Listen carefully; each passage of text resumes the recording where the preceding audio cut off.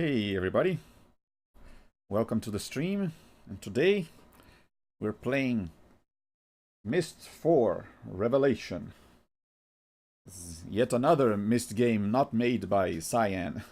The last one was made by Presto Studios, but unfortunately they shut down 1 year after releasing Myst III.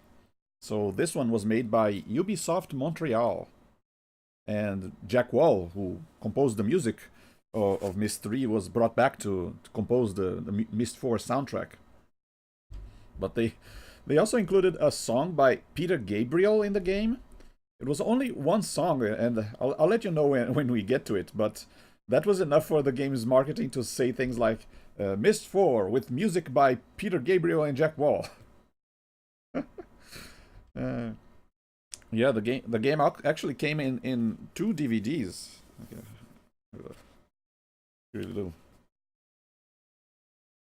Pretty little box here. I can open it to check out.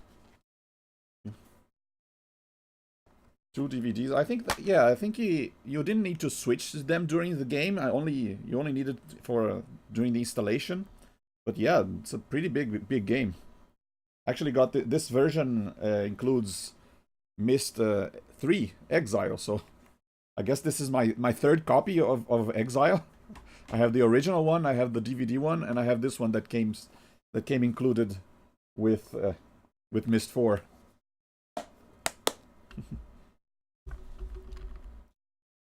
So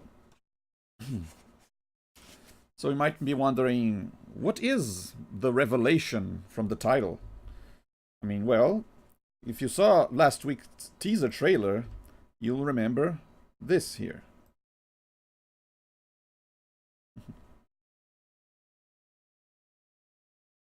Yep, the red and blue books are still around, which means we'll see the return of Cirrus and Achenar. Although this time they won't be played by Robin and Rand Miller. Instead, they got 2 TV actors to play them. So,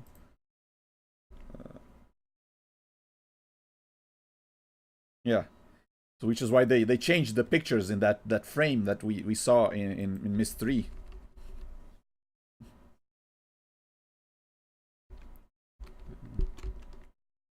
Hello. Hey, Leper. Okay. So yeah, you might be wondering, hang on, if Atrus burned their books at the end of Myst, how come we see these other red and blue books, and how are Cirrus and Achenar going to show up? Well, it's time for a little update on the Myst lore. You see, back in Riven, Atrus said in his journal that a prison book was basically a regular linking book that had its connection partially severed by including certain keywords in the text. So that even though it looked like a normal book, if anyone tried to use it, they would be trapped in the void between worlds or something. Which is kind of nightmarish when you think about it. I mean, what exactly did happen to Cirrus, Achenar, and Gen? I mean, what is it like to be trapped between dimensions like that? Do they even have a corporeal form? Are they aware of the passage of time? Would someone go mad if they stayed like that for too long? And what if their book got lost or destroyed? Would they just stay like that for all eternity? Well, rather than deal with these horrifying questions, they decided to just retcon the entire concept of prison books.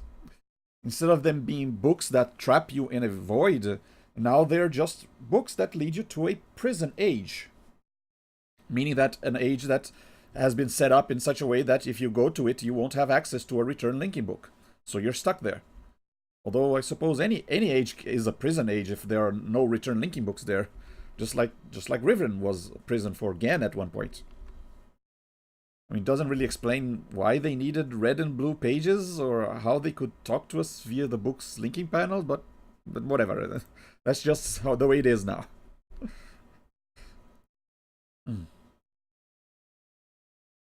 So yeah, according to this new lore, the red and blue books are just regular linking books that link to 2 actual then you just stay trapped in this new world, and you have to live out the remainder of your life in isolation. I think according to one of his journals in this game, Atreus at least did make sure that the ages were actually habitable, so that anyone trapped in them would at least be able to survive. So it's not that cruel. So yeah, this is the big revelation in Myst IV, that even though Atreus burned the two books back in the Myst library, they weren't actually the main books of the Prison Ages, and Circe and Achenar are in fact still alive. So yeah, now we get to the actual story of the game, which takes place 10 years after Exile, which took place 10 years after Myst and Riven. So yeah, Circe and Achenar have been in prison for a total of 20 years now. And so Atreus is kind of beginning to consider if he should release his sons in the hopes that they might have reformed, maybe? Oh, I should also mention that in the 3D remake of Myst, called Real Myst, they added a new bonus age called Rime. And in that age, you could find a device that Atreus invented called a Crystal Viewer, which would allow him to be able to see images from other ages without actually having to go to them, by tuning into the frequency of the world or something. He originally created this device so he'd be able to look into Riven without having to actually link there. Perhaps to keep an eye on Gen and see what's been happening to the people there. And in Real Myst, you can in fact mess around with the viewer until it shows an image of Riven. So now in Myst IV, Atreus wants to use the same device to look into the prison ages of the Red and Blue books, which are called Spire and Haven. These are the ages where Circe and Achenar have been trapped in.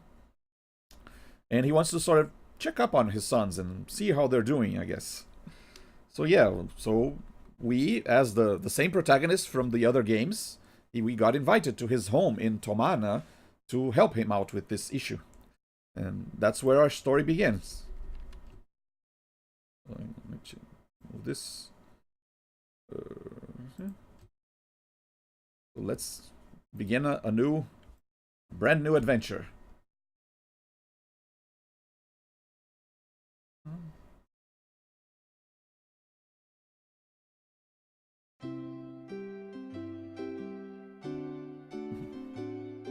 Amelia Cyan tune.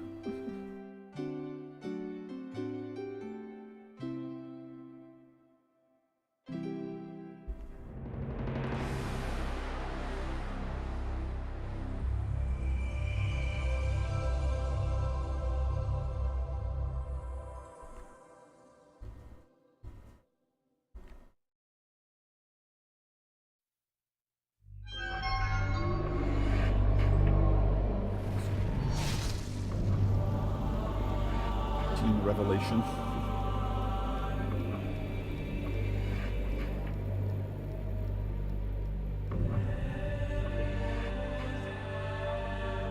For 20 years, I've harbored a secret. People talk about my sons and the evil things they did. Yet still I remain strangely mute. I do not discuss my own actions that day, or the rage I felt when I burned the two linking books that had snared them.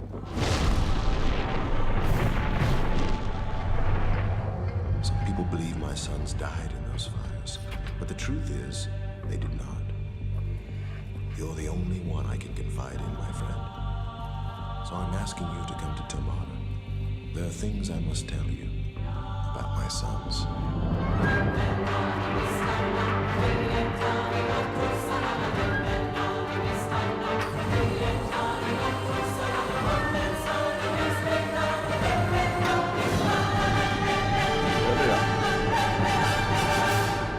Blinded. Myst IV Revelation.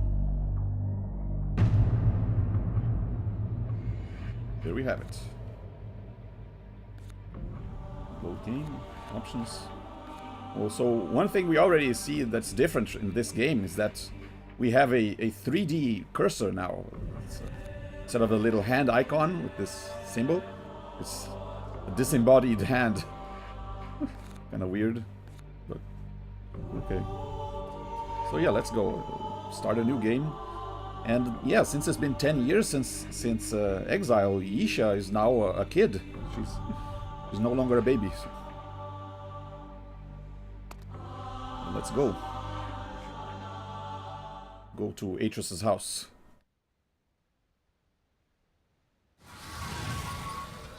Oh. This part's really, really cool if you're not afraid of tight spaces. Dad and me aren't, but sometimes Mom has to close her eyes when I'm driving. I think she's not home right now, because I never could have picked you up by myself if she were. He's driving this contraption. Oh dear. Hey, is that a new image recorder you've got? How cool! Image recorder? And you know, I know the perfect spot to use it. I mean a camera. Hang on. Wait, what? Oh dear.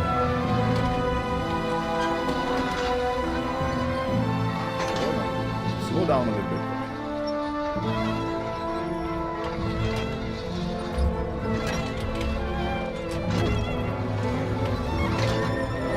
Careful you don't hit the walls.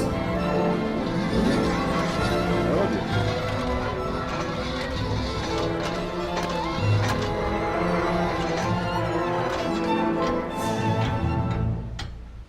Okay. That's Tomana. Isn't Tamana pretty from here? Yeah. I remember some of the other times you visited us. You've always liked stopping here. I did? It's one of my favorite spots, too. You say so. Go ahead. Take a picture. Okay. So yeah, we have this other addition to this game. We have a camera. In-game camera that we can use to take Just pictures. make sure your thumb's not in the shot. Dad always ruins his images that way. There you go. Did you get it? Yep. I think you should keep it in your journal. That way you can take it out and look at it whenever you miss us. Okay.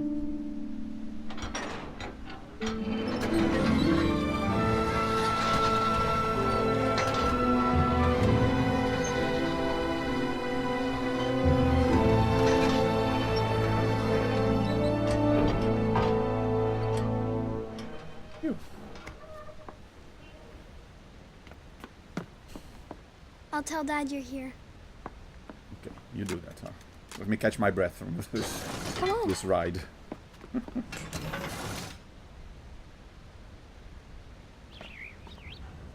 So yeah, we're still using the 360-degree view. Oh hey, thanks for following, Firehawk.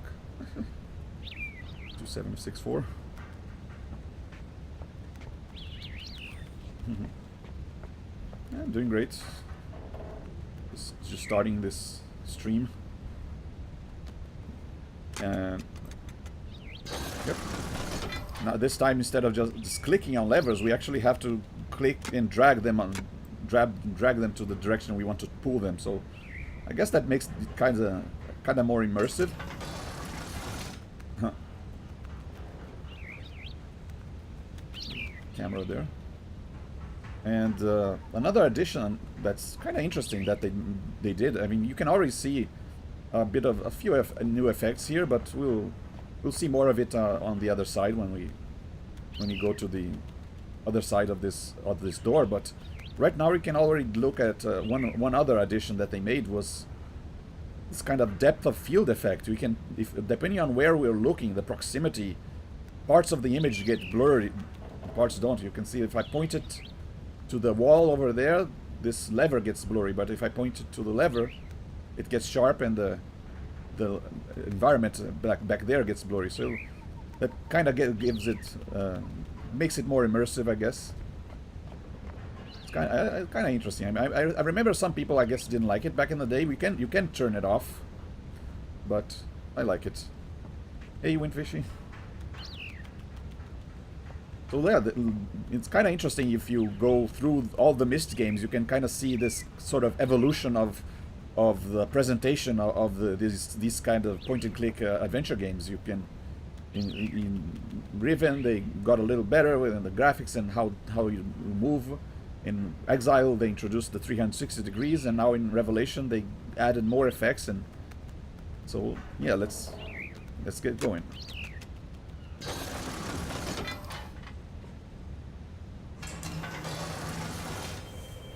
Now we're in Atrus's lab here. It's kind of like an inventor. So the cursor changes into a point whenever we want to go forward. Kind of takes a while to... That's one thing I don't like about this cursor, is that it takes a while to move from one to another, so sometimes it's hard to know exactly where you can go or what you can interact with, because if you're moving the mouse around, by the time it changes to a position that indicates you can interact with something, you already moved past it, so you kind of have to figure out, okay, where exactly can I go? Okay, can I go here? Yeah. Another interesting addition, it's kind of odd, a little bit of a gimmick, is that you can tap things now. If I click on a random surface, you can tap on them, and depending on what surface I'm tapping on, I hear a different sound effect. So if I tap on metal, I hear metal. If I tap on wood, I hear wood. If I tap on paper, if I touch something electric, I get shocked or something. So it's kind of interesting like that, but I mean, not very useful. I rarely use it. It's kind of frustrating actually when you're trying to click on something, you're trying to find the button, and instead you're just tapping everywhere. Let's see, I think I can... Yep, we can pull this drawer, and the stuff in the drawer moves. Oops.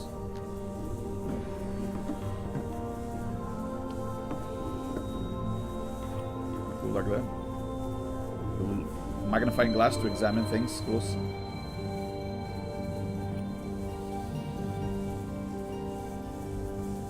Yeah, let's keep going. Weird. Like an observatory, large telescope here.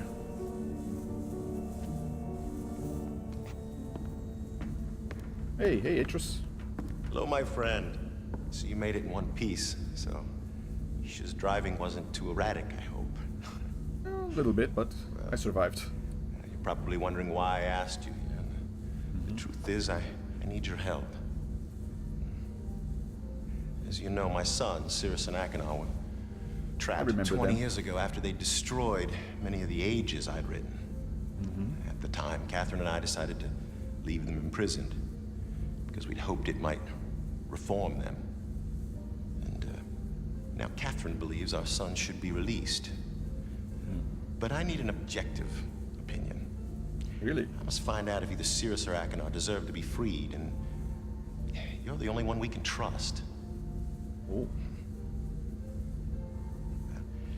Remember my old crystal viewer? I've made some changes to it, and I haven't yet calibrated its sound component. It'll actually be quicker if we do this together, and I can show you the two prison ages before we link to them. So if you step to the panel behind you, we can begin. Oh, this one. Okay. Yeah, that's the crystal viewer from Rhyme, I said. Okay, I'm going to transmit a waveform that's being generated by the first prison age.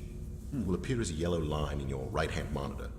Here it comes. Right. In order to hear Haven, we must manipulate the blue line until it exactly matches that waveform. The blue line is the result of two combined signals, which we'll manipulate separately using the three dials, amplitude, frequency, and phase. But first, we have to select a signal to manipulate, so move the slider left or right. Okay, slider left. Now turn the leftmost dial to adjust the signal's amplitude or volume. Okay. Oh, leftmost. The amplitude's pretty close now. Okay. Now turn the dial on the far right to adjust the signal's phase. Phase, okay. Yes. Try moving the slider. Slider, this one? Try the amplitude. That's the leftmost dial. The amplitude? The amplitude seems fine. Try turning the center dial to adjust the signal's frequency. Frequency, okay. Yeah. Got it. Hang on a second. I'll lock in the adjustments and send you the waveform for Spire. The second prison age. As Here it long as you comes. keep giving me directions. Okay. Try adjusting the amplitude. Okay. Amplitude. Less volume. Less volume. The volume sounds okay. Try the center dial. So yeah, as you can see, a couple of the puzzles in this game are get kind of rough. The frequency seems fine. Okay. Adjust the phase dial. Phase. And actually, this this section became a sort of meme in the Myst fandom. Try moving it right. I remember one time the guys at Cyan were trying to make a live stream, and they were having issues with their stream, and so of course people mentioned, "Hey, try moving the slide." It became a joke. More to the right. Okay. Okay. It's not at the right position. No, not the frequency. Okay. I don't know when. Try selecting a different signal. Okay. Try the leftmost dial. The amplitude. Okay. Less amplitude. Less. The amplitude's pretty close now. Okay. Reposition the phase. Phase. This.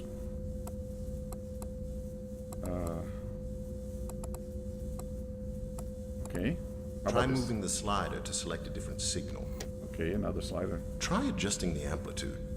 The amplitude's a little bit lower. Try This? moving the slider.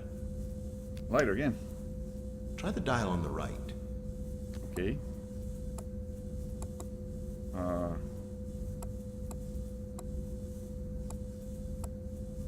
I don't know. A little more right. That's too much, my friend. Farther about to now? the right. More. Try selecting a different signal. Okay. Try moving the slider. The slider, okay. Yeah. It needs to move left. Okay, left. More What to now? the right. Right. Try Right? moving the slider to select a different signal. Okay. Try adjusting the phase. Phase again. Sure the frequency? Sure, isn't it the frequency that's incorrect?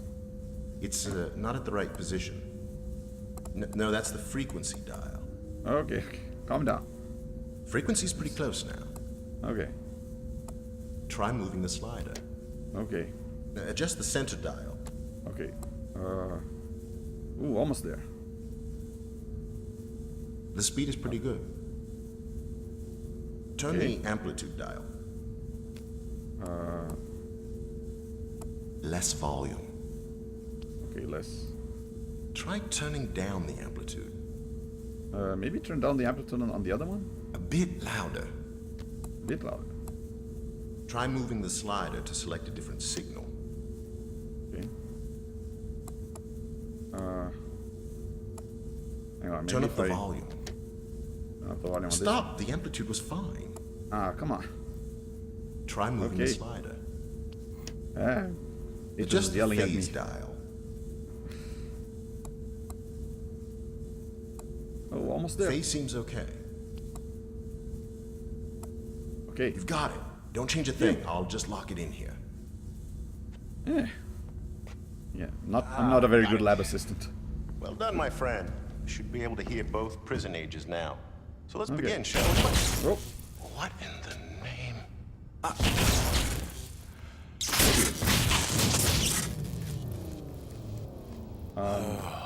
What Wasn't a me. mess. The image modulator short-circuited wires are completely fused. Well, the viewer itself seems okay. So maybe if I link to rhyme. All right. Slight change in plans, my friend. Explosion must have shut down the main power supply and damaged the viewer's external image modulator. There's another one on rhyme, so I'm gonna link there and retrieve it. Okay. I'll wait for you Have to here. stop at the cleft for some tools first. Why don't you get full power restored while I'm gone? Go to the water wheel control room. Close both Okay. emergency release gates, then come back here and use the crystal viewer to contact me. The crystal combination to see rhyme is in my journal. Okay. Crystal combination in your journal, right. Oh, you'll have to turn on the roof antenna before the viewer will work. Turn on roof antenna, okay. Keep an eye on Yisha, will you? I'll be back. Okay. Well, now I'm his lab assistant and babysitter.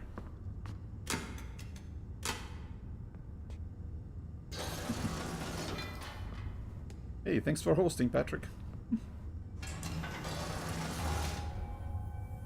Well, I mean, he's known us for 20 years now, and we helped him 3 times so far. So. Yeah. Oh, there's his journal.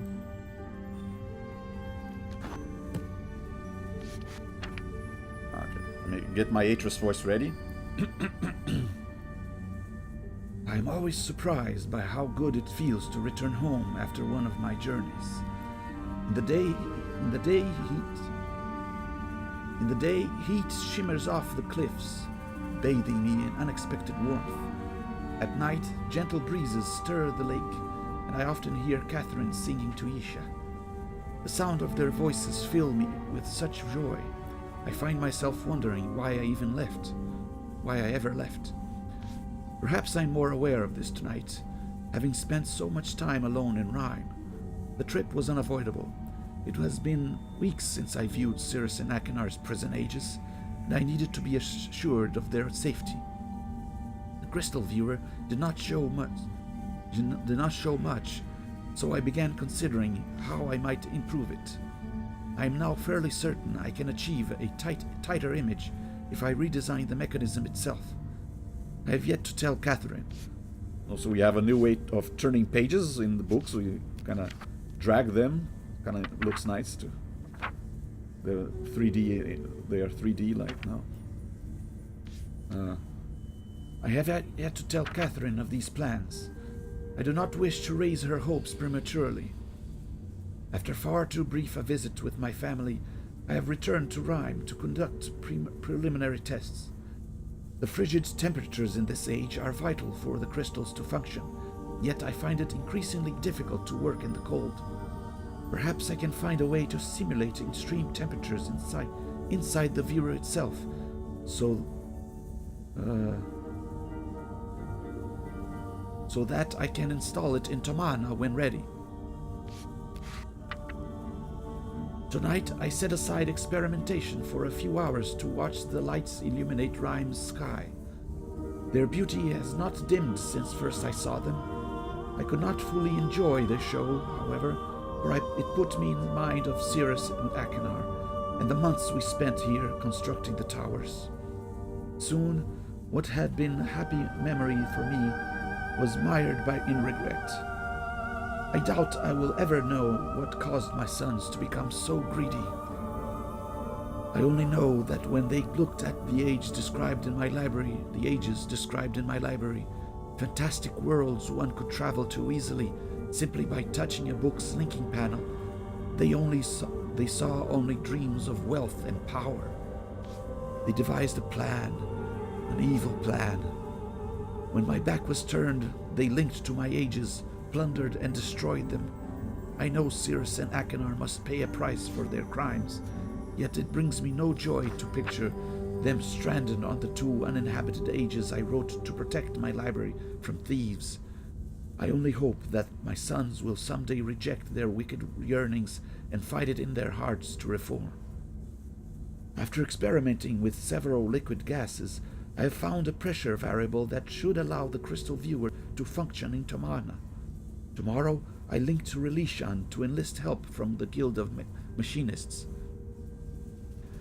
Catherine was unusually subdued when I showed her the new blueprints.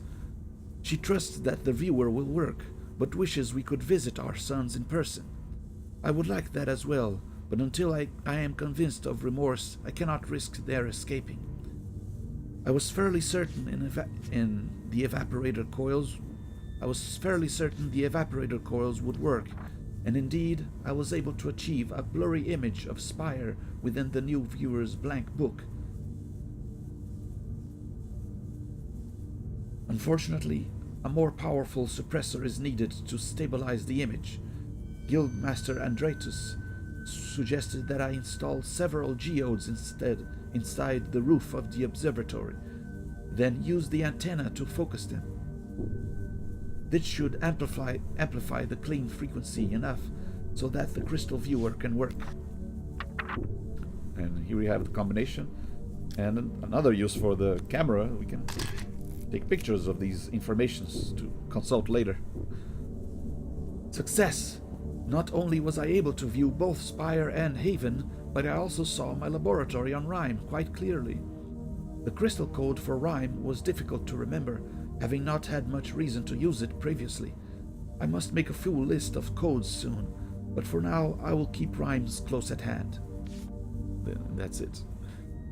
I always knew my sons had great potential, but today I saw something that truly amazed me. Cirrus is harnessing electricity. At least that is what I assumed from the viewer caught a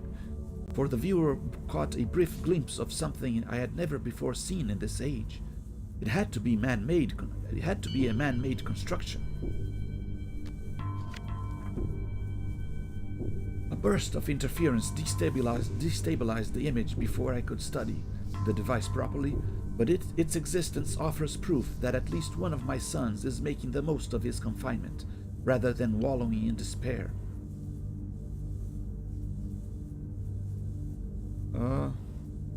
Actually, I don't think I tried them. I don't think they would, though. I mean, the old school Real Myst didn't have them, but maybe the Real Myst Masterpiece Edition might. I haven't tried it yet, but yeah, maybe those. I mean, not this one, but the other ones that for Spire and Haven, since yeah, in Real Myst during that time, Spire and Haven already existed, so it would make sense for them to work, but I'm not sure. The interference effect is curious. It has disrupted my viewing of Aegis on more than one occasion. Although I first assumed it to be a problem with the geodes, I now believed it to be subsonic in origin. I think the roof antenna is picking up wave fluctuations emitted by one or more Aegis. If this is true, I might be able to use the fluctuations to hear what is occurring in an age. I shall have to think on this carefully. So he was already able to look and see what was happening in Aegis, and now he wants to try and listen. It has been exciting. It has been an exciting 2 weeks. Catherine, Isha, and I have just returned from Elishan, where I spent most of my time in conversations with various guildmasters. I am now convinced that the shape and color of the crystals gives them individual resonance signatures. By combining the resonance of 5 crystals together, I can discover a global pattern of emissions, a sound signature, as it were, that is unique to the age being viewed. Guildmaster Andritus assisted me in drawing plans for a filtration panel that will enable the antenna to hone in on whatever wave fluctuations I want. I truly will be able to listen in on an age. And there we have the device we just used. Tomorrow I begin building the panel. I have decided to use Rhyme as its preset configurations, since that is the age which first enabled me to construct a crystal viewer. The panel is finished. I am too tired to test it tonight. Catherine tried to hide it, but the sound we heard coming from Akenar's prison age nearly brought her to tears. Once again, I had to reassure her of his safety. My words eventually convinced her, but I know she longs for more substantive proof. I fear she may take matters into her own hands soon. I must confess, I too long for more information than the viewer is currently providing. Tomorrow I shall link to Rhyme. I have an idea for an attachment, something akin to a moving eye that will allow me to change points of view while using the crystal viewer. If it works, I may finally be able to see if my sons have reformed. Yeah. So yeah, let's try restoring power to his home. I guess he. Yeah, well, here he see another example of the depth of field effect. If I move the cursor over the frames of the window, everything gets blurry. Kind of switch. Kind of look interesting like that. Okay, let's use this. Okay. Yeah, I think we can still use the elevator here. This has its own power. Okay.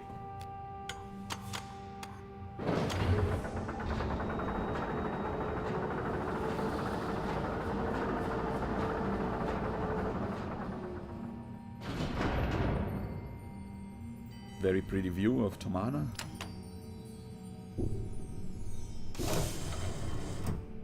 So this, yeah, this entire place is his house. He built like one roofed area for each room of the house and separated them by bridges instead of one single structure.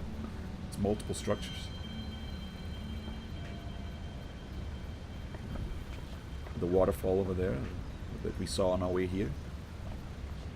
And we also saw another cool innovation. Well, several of them. They wanted to make the pre-rendered backgrounds more dynamic, so they included these moving elements. They are 3D real-time objects superimposed over the pre-rendered backgrounds to make them more alive, I guess. And they also had water effects moving, and even when the clouds drift by, you can kind of see the shadow on the ground. See, shadow moves over this. The clouds move over the sun. It affects the lighting of the area. Birds flying by, smoke over there. So a lot of little visual effects to make this instead of like a slideshow, to look more like an actual environment you're in. And by the way, besides the camera, you also have a little journal that you can use to take notes. Like I can write down, this is rhymes code. There you go. Which is very important of these types of games for you to be able to take notes. I mean, you usually just take notes on paper with pen and paper, but it's nice that they give you an in-game option too.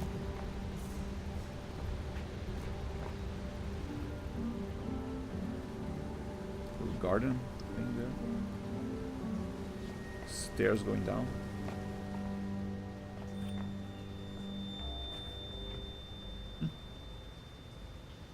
Bunch of names written in dunny.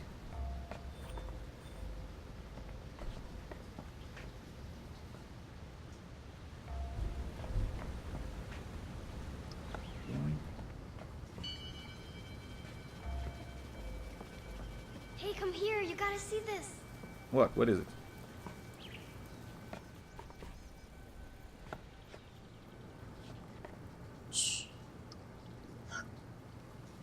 Huh. Lizard. Huh. There it goes. Don't worry. He'll come back. It's his favorite sleeping spot. My necklace showed it to me. Your necklace? Wait, Got it 2 weeks ago on an age called Serenia. Shows me all kinds of stuff. really? You think that's strange that my necklace shows me things? Dad does. He says a lot of things I've seen on Serenia aren't real. My brothers believe me, though. Yeah, wait, that's your brothers. What? Have you been talking to your brothers? What? Okay. Oh.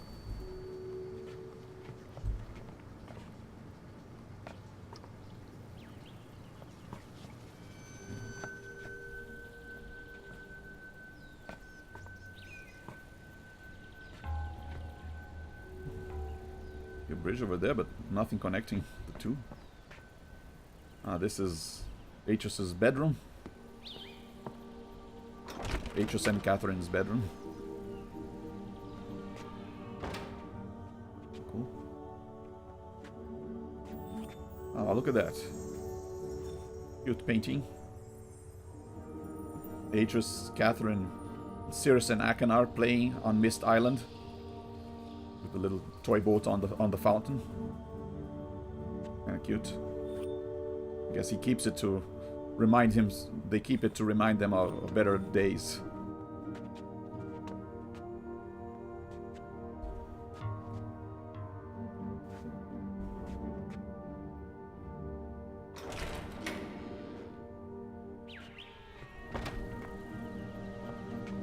Yeah, this is a very, very pretty house. Maybe a little inconvenient to move around from room to room. I mean, you have to cross a lot of bridges just to go from one room to another, but still pretty. I mean, what if it's raining? Although this is a desert, so I guess it doesn't rain a lot, but...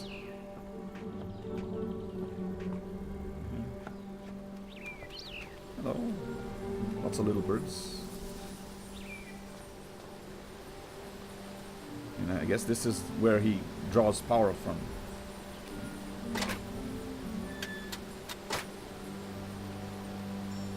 Okay.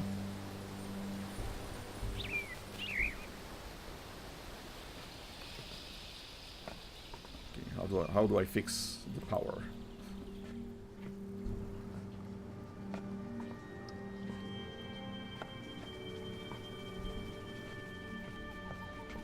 Little bird feeder. Hello. What are you doing there? Let me guess. Dad blew the power again, didn't he? Yep. He does that a lot. Mom made him install an extra power box in here just in case. Oh no! What? This box is supposed to make sure certain things always work in the house. There aren't enough rows lit up correctly. Really? Only a green light on top of a failed row means something's getting power. I wonder if we can move them. Better not. Mom doesn't like me messing with electrical stuff. Come on, little guy, Yeah. let's go see our friends. Good advice. Don't go around messing with Hey. electrical stuff. I never noticed that before. What? So cool. I think my beetles are making a nest. Your beetles are making nests. Oh wow. I'll have to show this to Dad soon as he gets home. He loves this kind of stuff. Okay. Okay, don't run off. Your dad told me to keep an eye on you, so... she's going to be trouble, I can already tell. Okay, let me take a look at this.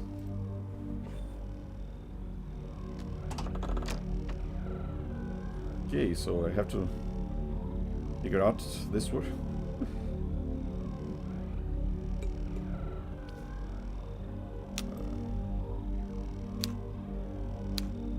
Okay.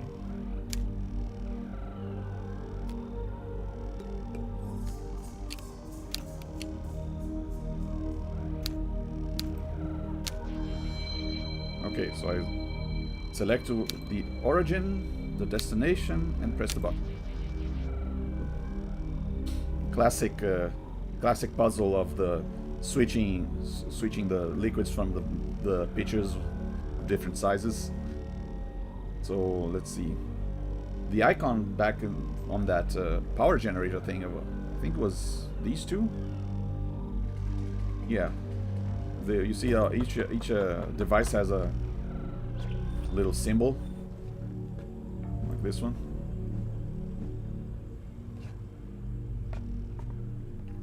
Yeah. This is the botany lab. Studying bugs and butterflies.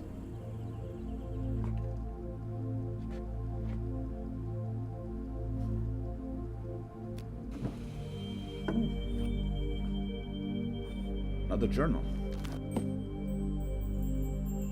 I linked to the haven yesterday. The smell of its beach washed over me long before my vision cleared. With a veil of haze slowly lifting from my eyes, I forced myself to breathe very deeply. I had not told Atrus I was doing this. He would have argued with me and told me again how dangerous it is to visit the prison ages before Tomana's linking chamber is built.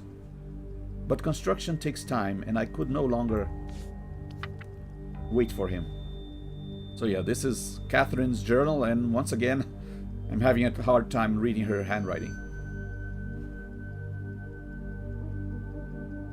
Just like in Riven. The sight of the shipwreck rising out of the sea filled me with unexpected dread. Of course, I'd known it would be there. I'd seen it countless times in Atrus's viewer, but seeing it for real through slanted metal bars made me realize exactly what we'd done. I imagined the words my son would throw at me, and courage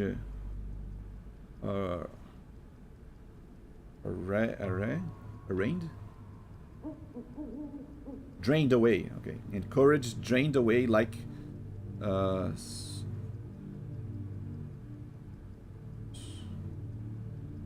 summer's wine. Oh dear.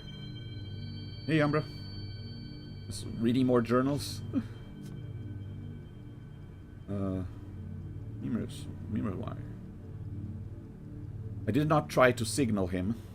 I feel nothing but breath.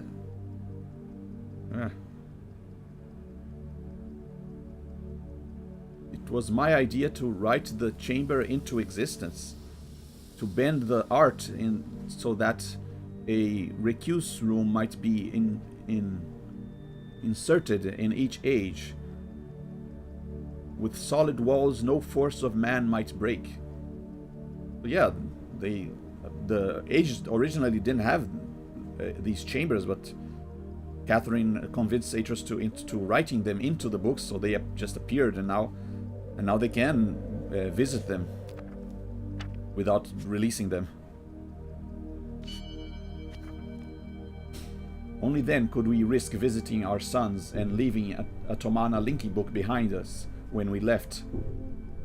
It took me months to convince Atrus this could work, but now that the chamber exists, and I will speak to my son for the first time in years, I find myself not knowing what to say. How will I explain my own decision to leave them prisoners? If hardship and isolation have not caused them to repent, as was our hope, what words will soothe the anger in their souls? Weeks have passed, and still I have not found the courage to link again. Perhaps it is just as well. Atrus was not pleased when he learned what I had done. He begged me to have more patience, then put extra pressure on the guild of stonemasons to finish. Today they informed us that Tomana's chamber will be ready in 2 days. Had we been able to use the art to create it, as we did with the ones in the prison ages, it would have already been finished. But things always take longer to build when you must do it by hand. Now Atrus is looking forward to having our bedroom back. I should be too, but I keep wondering how I will be able to sleep there knowing our sons are just a wall away. I worry how they'll act when they greet us. How different they will be from the laughing boys I remember playing with toy boats in Myst's reflection pool. They were happy there. We were all happy. Anna was still with us, and the love we shared as a family knew no bounds. Then Anna died. Our cozy world unraveled. To deal with the loss of his grandmother, Atreus buried himself in work, spending less and less time with our sons. At 8 years old, Cyrus must have seen this as rejection, but even then, his pride was too well formed to let it show. And as for Achenar, he'd never known how to channel his emotions appropriately. I do not excuse the crimes committed. Cyrus and Achenar shattered so many lives in far worse ways than Anna's death shattered ours. It's for this reason that I have stood by Atreus' decision and left my sons imprisoned all these years. But I cannot escape my own culpability in this, for when Cyrus and Achenar needed us most, I was too consumed by sorrow to see. I'm being torn in two. I'm trapped between a mother's love for her children and a woman's loyalty to her husband. I don't know if... and scribbles. It is too hard. I watch Atreus and Achenar trying to communicate, and it feels like knife blades ripping through my heart. They don't know how to relate to each other. Achenar speaks only from emotion, and Atreus fears he's made his son a savage. Only my presence keeps things from praying. It's easier with Cyrus. They share a love of science, and Cyrus's willingness to discuss advancements he's made ignites a similar excitement in Atreus. Yet even then, Atreus doesn't believe. He's willing to trust because he knows what monsters they have been. He's unwilling to trust because he knows what monsters they must have been. I must find a way to resolve this. I must break through Atreus' doubt and get him to see what he cannot. It's been a long time since I've written in this journal. I thought perhaps I had lost it, but while repotting plants in my study, I found it behind one of the incubators. It must have fallen there when Atreus reconfigured the generator. No matter, I have it now. Isha asked me today if Atreus and I are still arguing. She was seated at the patio table, her head bowed over her school books. She was concentrating so hard on tracing a Garohevti. I don't think she saw my reaction. We have always been careful not to disagree in front of her. I should have realized how insightful she can be. I watched my daughter forming the Dunny words so carefully, and I remember how easy it had been to convince Atreus to start teaching her the art. He never did teach Cyrus and Achenar. He returned to... He started to, he wrote, Jananing specifically. He wrote Jananing specifically for that purpose, but after a while he feared they would abuse it, so he stopped.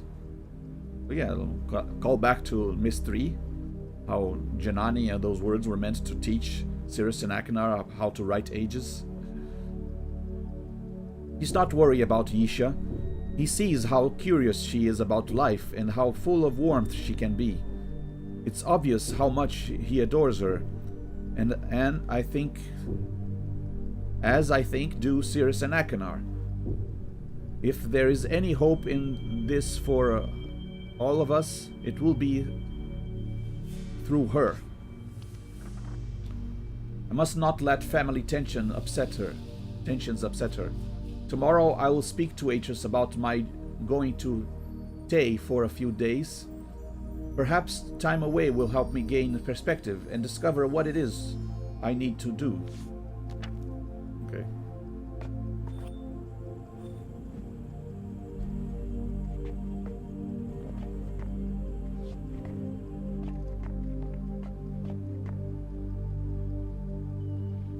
Just checking if any of the books are readable.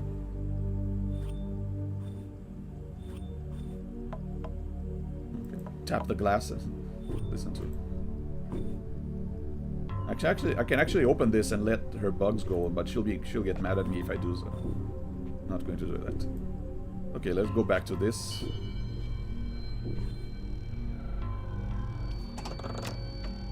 So yeah, this is a symbol for this botanical thing. Though what I need to do is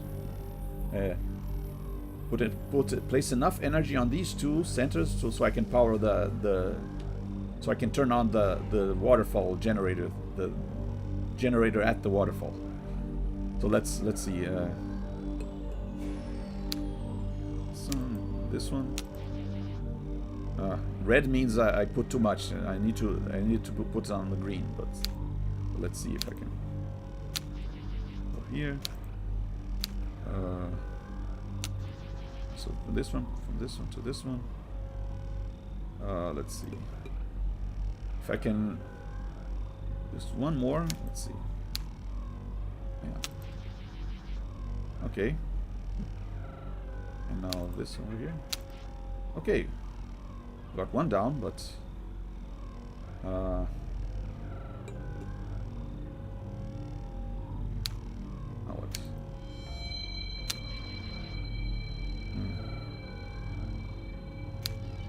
I'll do this and this. Just trying out stuff here. I'm not sure what I'm doing, but so here.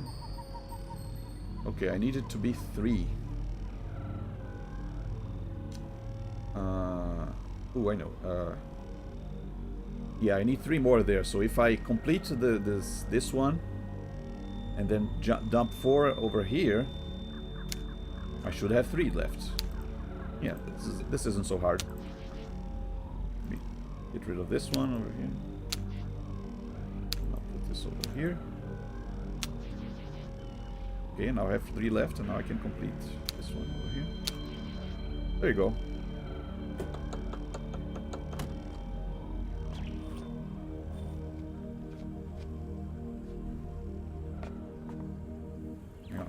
Let me check on Isha, see if she's all right.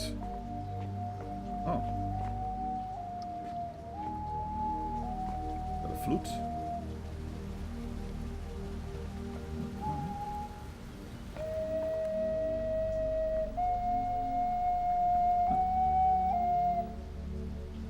Can't talk right now. I'm trying to remember the song I learned on Serenia, but it's really hard. Okay. You stay here and you practice your song. I'll go to the generator.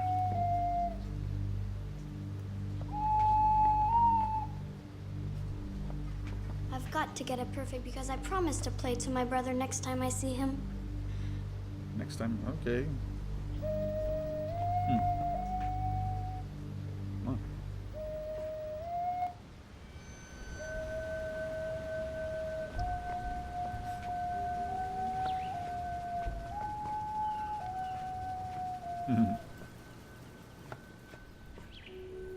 Yeah, apparently she's been talking to her brothers. She already mentioned her brothers talking about her necklace. So.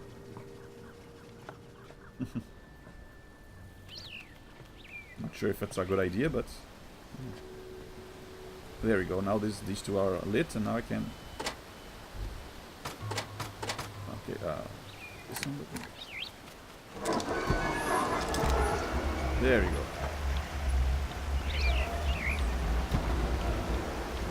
Open the sluice gates and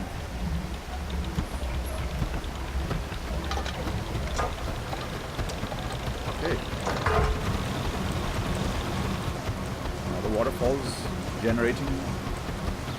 This hydroelectric plant here is generating electricity, so power should be back up.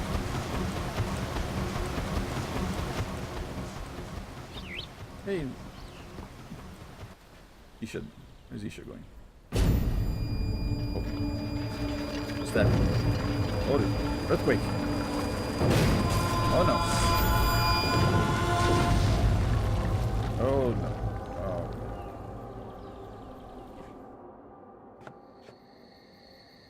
boats. How long was I out? It's already night. What happened? Oh dear. Where's Isha? Oh no.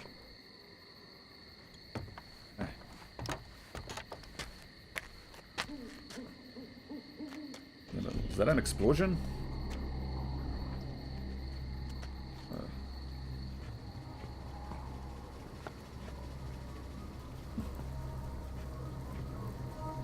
You know, now that we have power, I guess I can use the elevator to get to the other side of that bridge that fell down. Oh yeah, another little thing I can tap on water. It gives little ripples.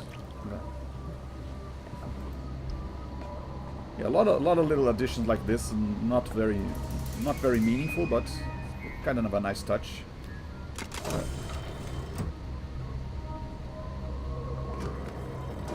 Music is creepy now. Third level. Yeah, top level is the lab. Second level is where we were. Bottom level, we go to this other area next to the bedroom.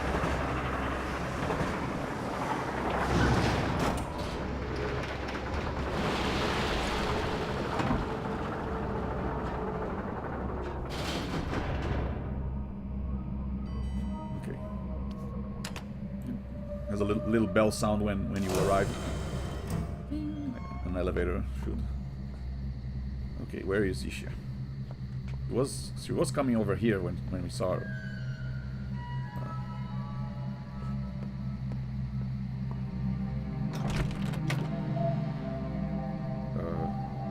Isha, you in here? Okay.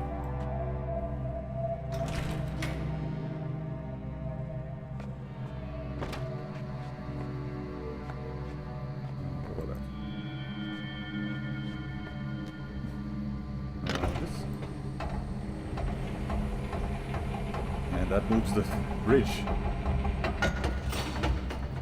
Okay. Kind of a weird contraption to have. I mean, why not just make two bridges instead of make one bridges that you have to move from one place to another? Now look at this cozy little kitchen here.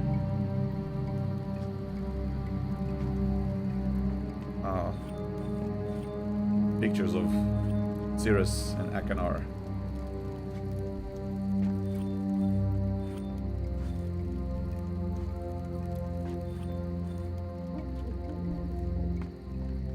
Of Aegis and Catherine, clearly taken from the ending of Exile.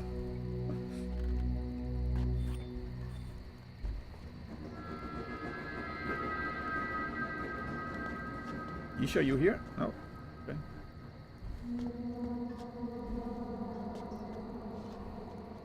Try to open the faucet. Touch the fan here.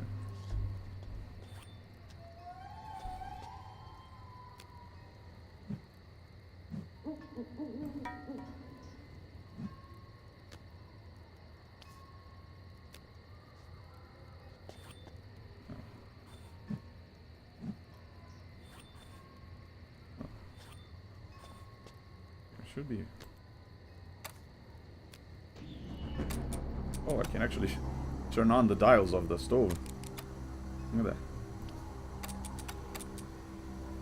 Doesn't serve any purpose in the game, it's just interesting that you can interact with all this stuff and boil the water, I guess. Ow. And even touch a hot surface. Ow.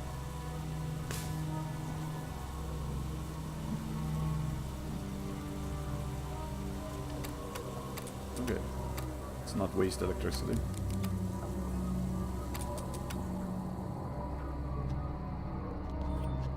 One thing I don't like about this interface method is that if you want to pull the lever, okay, you can have to drag, but if you want to rotate something, you have to make circular motions like this, and kind of hard sometimes. Okay, so Isha's not here. Let's keep going. Cozy little sitting area. Someone's been playing chess.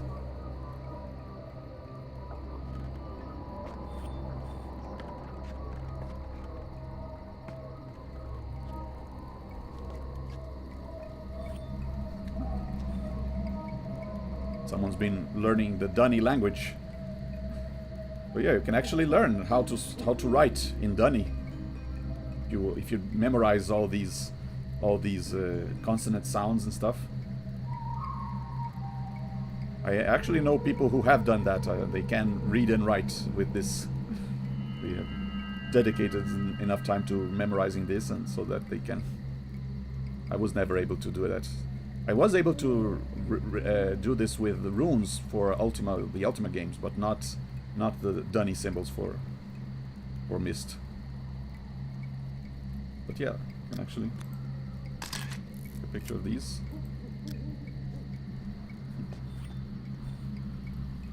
Yeah, must be her Dunny homework.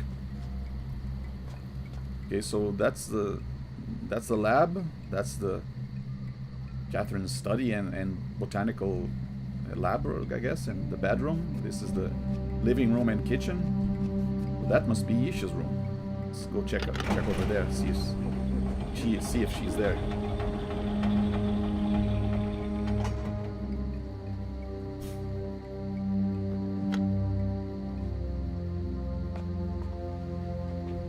Yisha, you here?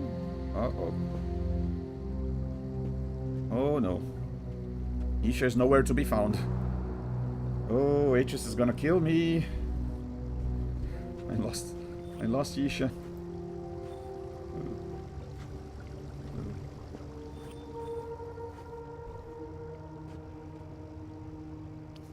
Huh. Oh, I found her journal. Oh, I'll read it later.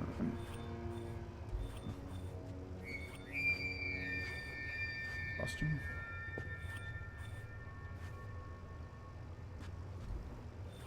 Strange crystal. Oh, okay. Bookshelf. A bunch of Dunny books. Something glowing over there. Book, but it's locked. Well, time to get in touch with Atreus. Tell him what happened. Tell him that we lost his kid. It's kind of weird that you can basically leave Yisha stranded in her room if you switch the bridge. Mom, I wanted to use the bridge. I'm using it right now. You switch it back after I'm done crossing.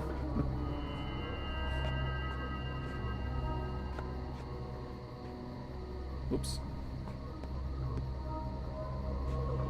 Yeah, I mean, if you wanted to leave her grounded, you can just disable the bridge controls.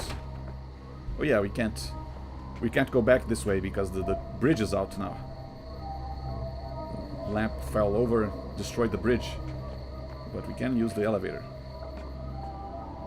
No, it isn't blind. I'm very familiar with all the Myst games, so I know it's. I mean, some games I played on this channel are partially blind because it's been so long since I played them that I forgot most of the solutions.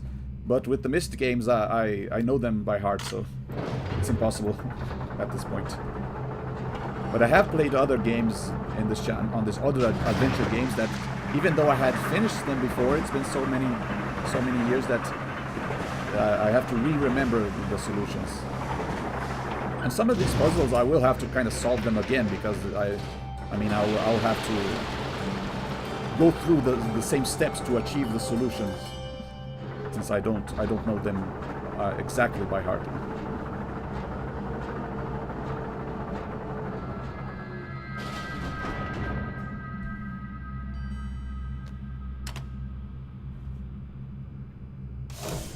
But I am kind of playing this as I would if I were in this position, so I just got knocked out and woke up and Yisha was gone, so okay, it makes sense that I would try and signal Atreus. let him know. He should be in Rhyme, so okay, let's. And he told me to fix the viewers by using this telescope thing. I have to open the roof antenna. How do I do that again? See, I don't remember exactly.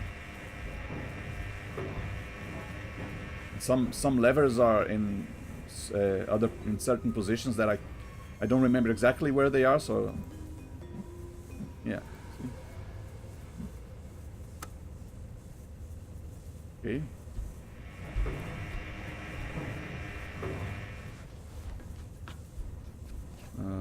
I guess something new to do here. Oh, you see some security cameras here.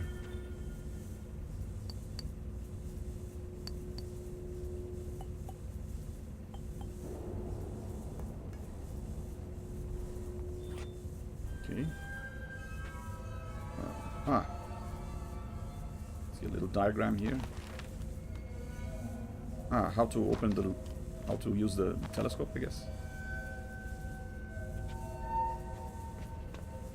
How do I open the roof?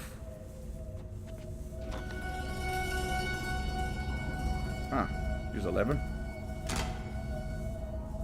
There we go. See, I didn't remember where that lever was. I have to find it again.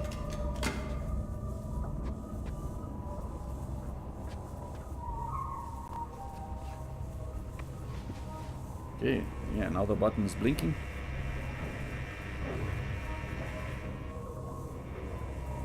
Okay.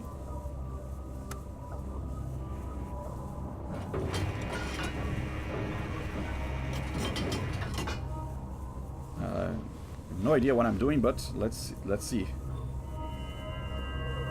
Okay. Okay. Oh, moon.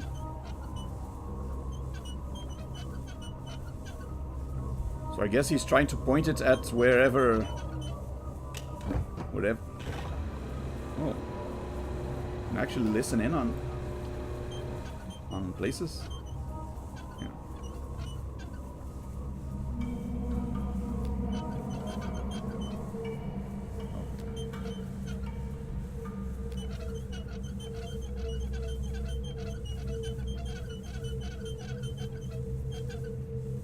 Yeah, I have no idea where to point this.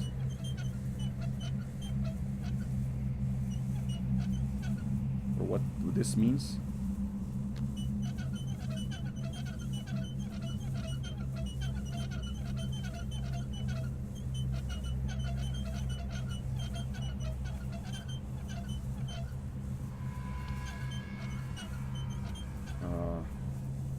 I'll point it in any direction, then I guess I'll try putting the code in the crystal viewer. Oh, look at that.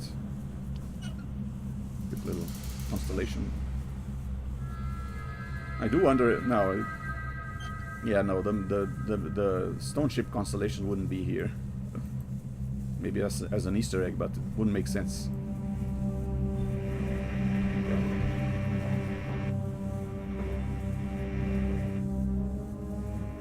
Let me out.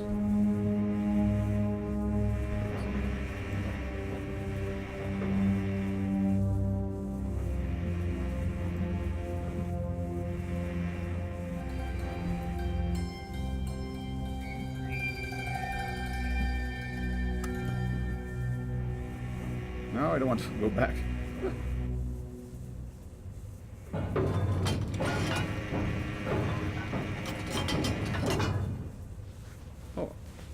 Okay, I guess it works. Okay, I couldn't step off before.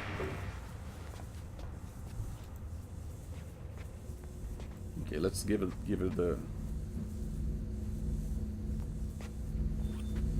Is the viewer working now?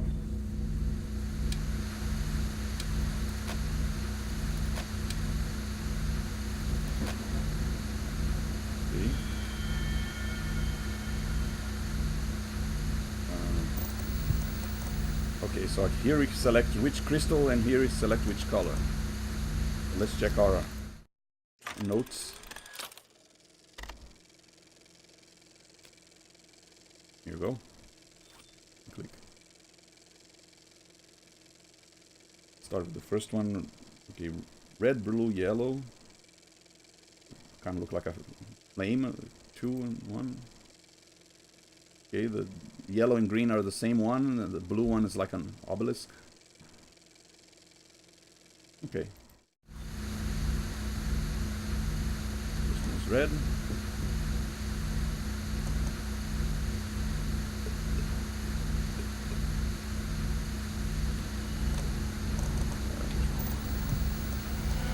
There you go.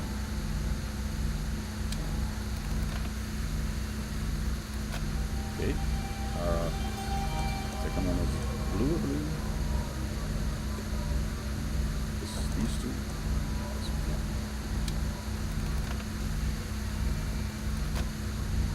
And then was yellow and green.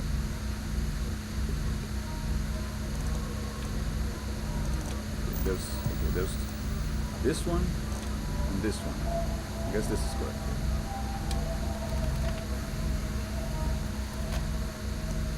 And green. And what's the other one? Blue, I guess? Yeah.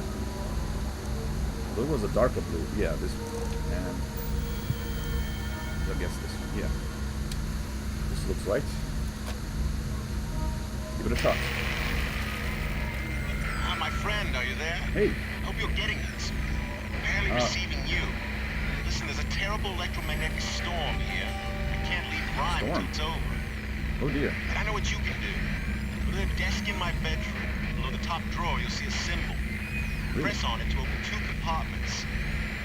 The commentaries I wrote on Haven and Spire are inside. Oh, and tell Isha not to forget her homework. Well, about Isha, okay.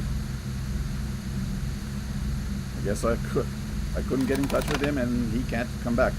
He's stuck on Rhyme due to an electromagnetic storm. Okay. So he told me to go to his bedroom and go to his desk. Press a button to check some commentary.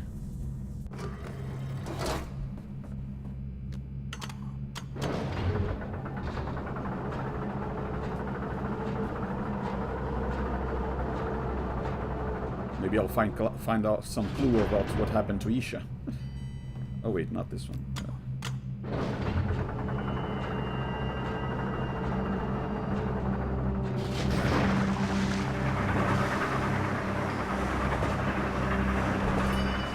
Yeah, this game is actually quite longer than the other games in the Myst series, so I might divide this into 2 parts and stream the first half today and the second half tomorrow. We'll see how this goes.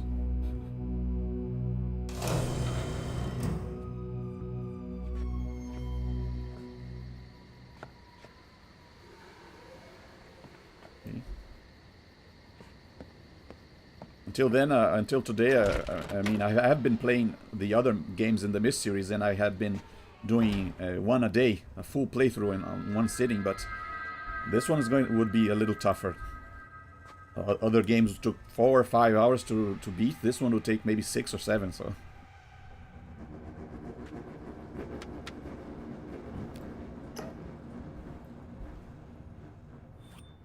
This note.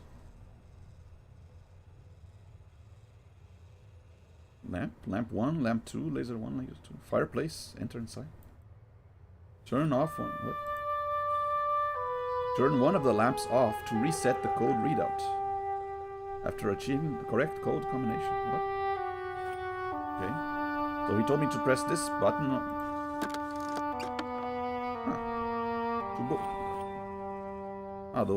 These are... Okay, these are just journals. Hang on, let me check these. Told me turn one lamp. Where's the other? Here. Okay. And then enter the file. Whoa. something glowing there.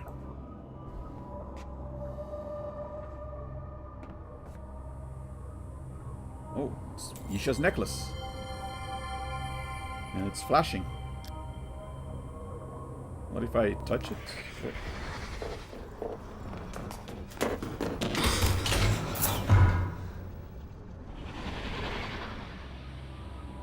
Yeah, apparently touching Isha's necklace shows me images from the past.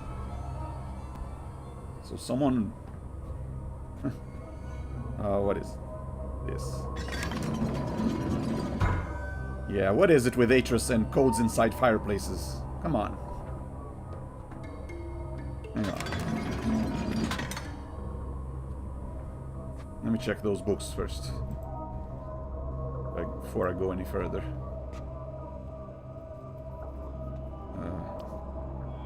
So I have actually, if I touch the button, nothing happens. I actually have to first open this and then touch the center button to open these two.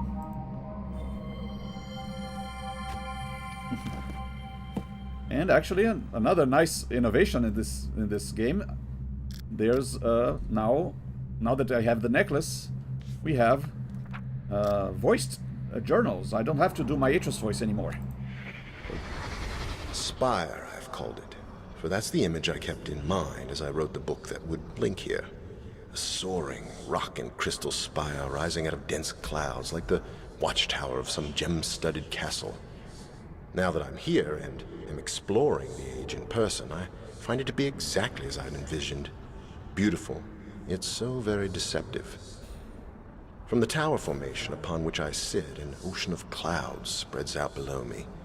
Rough stone steps descend toward them, ending at an empty terrace area. Created over centuries by the erosive power of wind, these steps are so evenly matched that I almost believe they were man-made. Yet, how could they be? For Spire has never had any inhabitants. Steps are not the only example of how the illusion I sought to create in this age holds true. Shortly after linking here, I walked through massive archways of stone, searching for a view beneath the clouds. As I walked, I felt as if the ghosts of a past civilization walked with me. This feeling was only enhanced by the beautiful harmonic sounds heard everywhere I went. I would have liked to determine the source of these sounds, simply for my own edification. But other concerns must take precedence. Having found the flora caverns and assured myself of Spire's ability to support human life, I'm at last ready to leave. I even feel more comfortable with my decision to use this age as a prison world if I must. Yet I am sad to leave it too. There is still so much I could learn about the art simply by spending more time here, comparing the age with my original intentions for it. Unfortunately, once I link away, dropping my Myst book into the clouds as I leave, I know I will never be back. And I truly must go, for I still have another prison age to investigate. Concerns must take precedence. Having found the flora caverns code, if I want to look at it in the crystal viewer.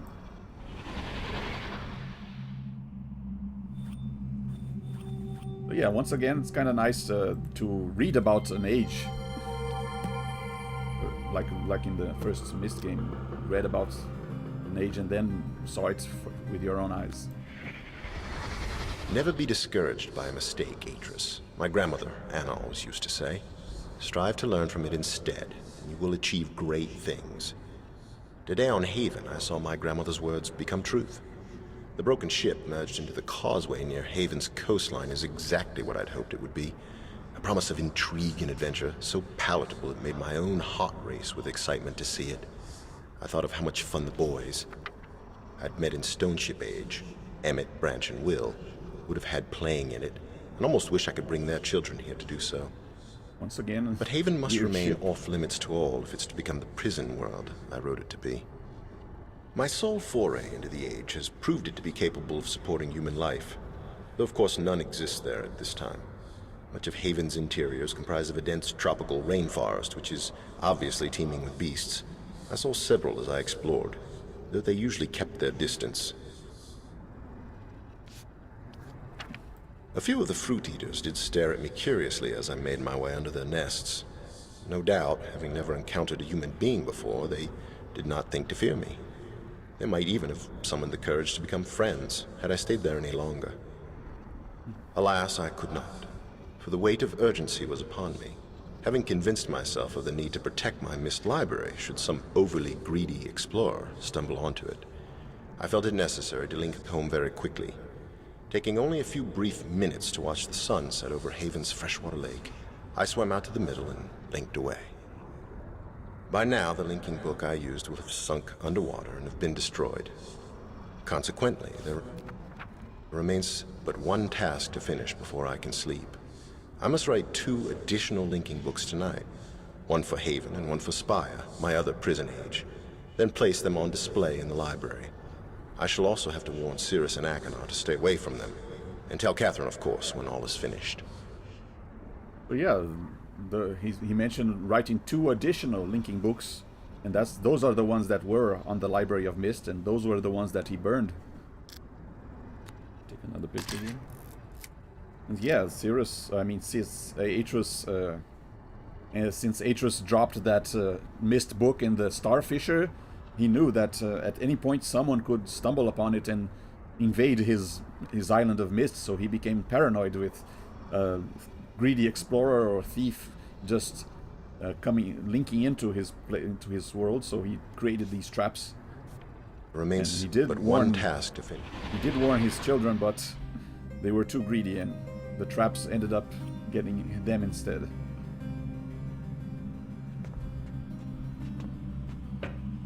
Okay, let's go back to this code. See what it does. Yeah, this one's pretty easy. Yeah. Buttons only light up the ones surrounding what I press. So if I press this one, this one, there you go. Oh, it's an elevator.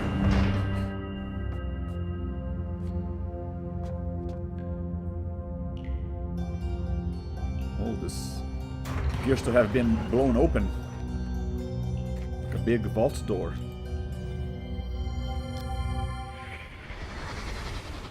Patience, my love. We've almost finished the linking chamber. There's just the security seal to install. But we will see our sons again soon, I promise you.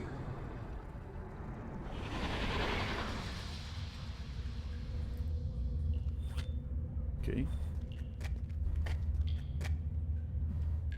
Little effects, see little droplets. And there it is, the linking chamber with the red and blue books. The original ones.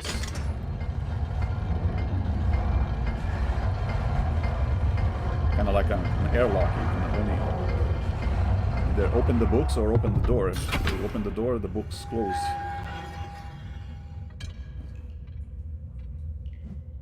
Okay. Well, did Yisha go down this elevator? Did she escape to one of these 2 ages? You can see Yisha's room from here. Okay, let's try and find her then, I guess.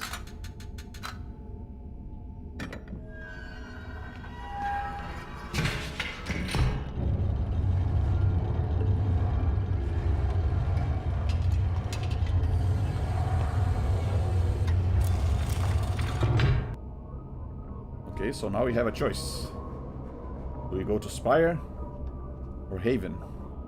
The red book, the blue book, and exactly who did blow open this vault door? Does that mean did the brothers escape?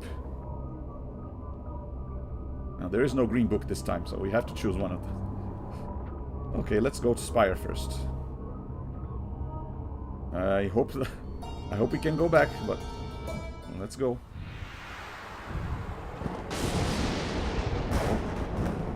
It is indeed a spire. Very apt name.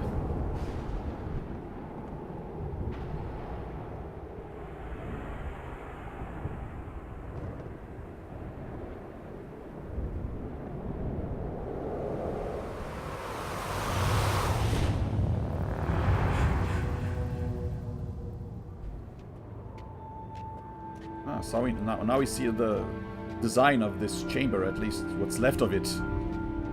So someone would link into this side in the little sitting area, and here we have a linking book back to Tamana. If you want to return.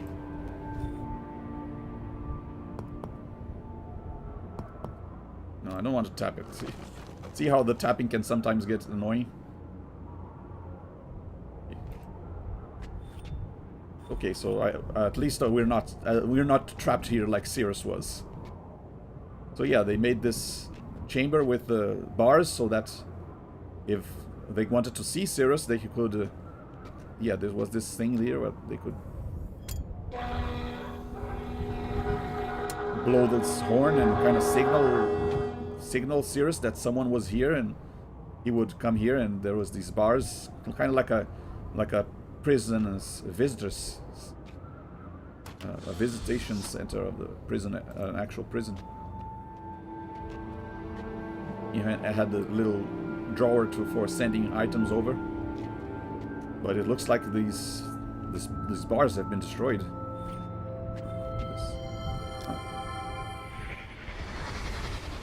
Dad told me you never wanted to learn Donnie when you were little. That's why he never taught you. I guess I didn't back then.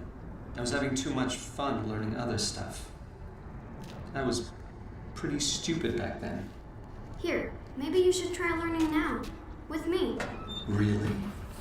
You'll teach me, Donnie? Why not? Somebody should. Okay, so now we see that, yeah, Isha has been visiting her brothers.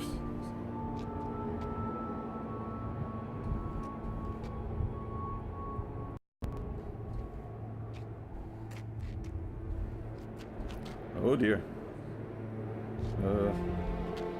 Oh dear. Can you say vertigo?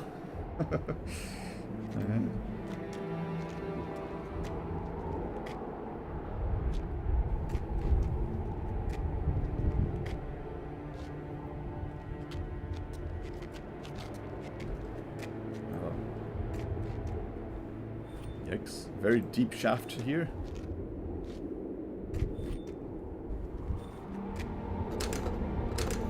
Ah, broken.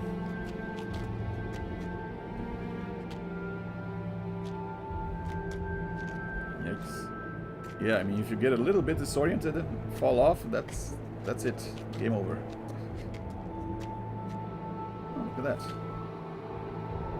Oh, he actually sculpted representations of them, of the ones that we saw in the painting.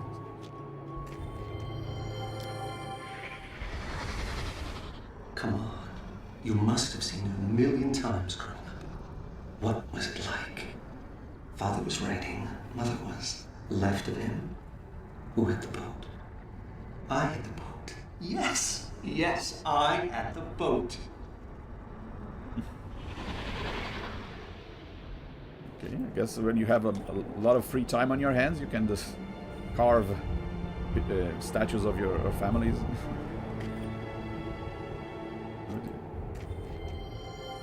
Little campfire. And a chisel tool.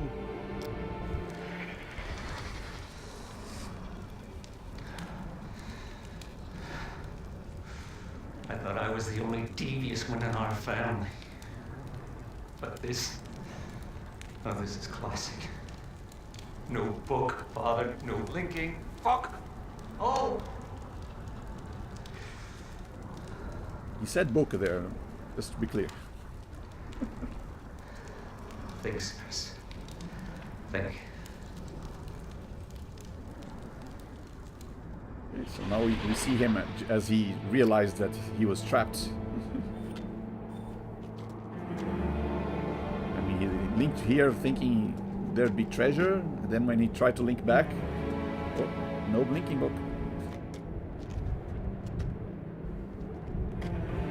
Just walls, rock walls and crystals.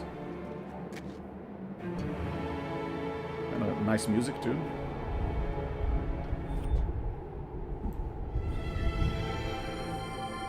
Strange, what's this?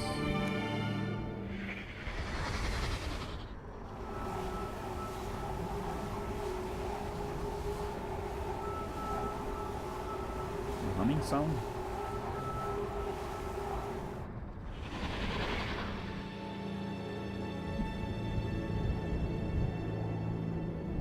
Oh, I guess I have to take a picture of this. There's a marking on this, and then a 1, 2, 3, marking 3 down. Okay. Picture of this one.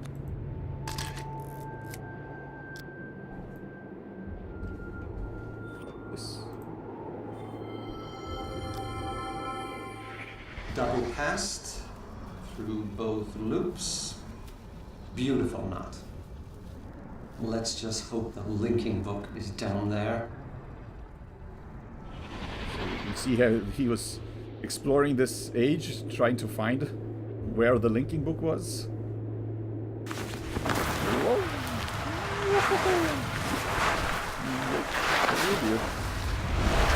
Okay, let's hope this doesn't end on a bunch of crystal spikes. Oh no, this must have been a bad idea.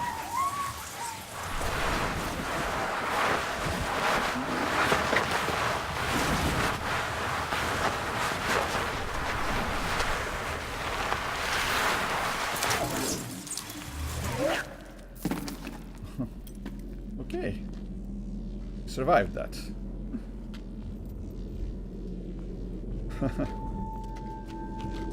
Big slide from one place to another.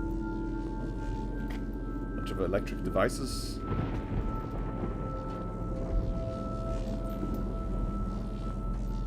Seems Sirius has been constructing stuff here.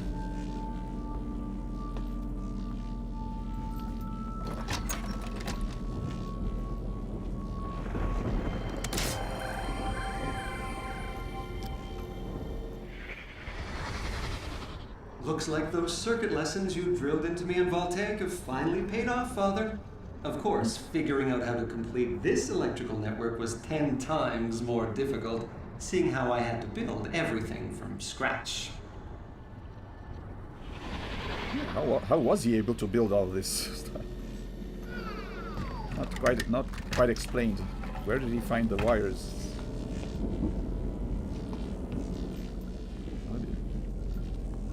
Something over there.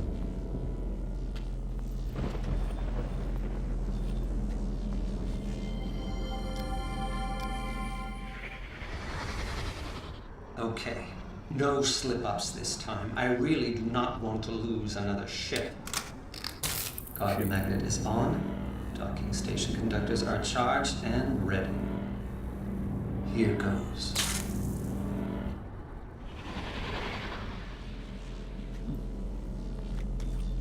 What's he been doing?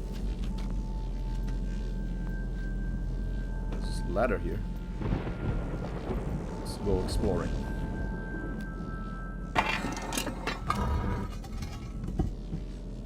Another ladder up there.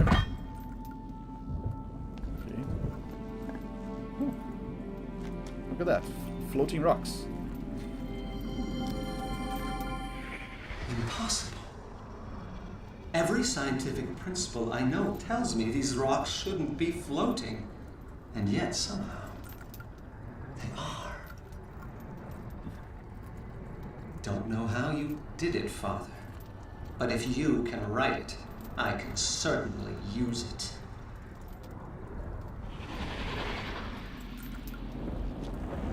He anchored them with chains. Where did he get chains? Oh. The whole table here with experiments.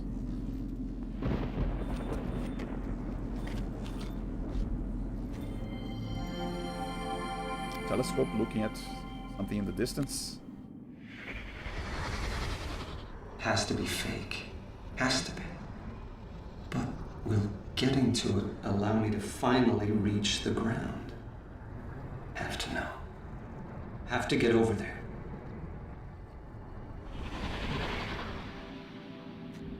Yeah, we can't actually see the ground from this because of this cloud layer.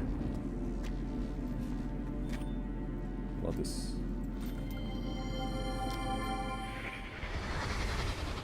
Remarkable.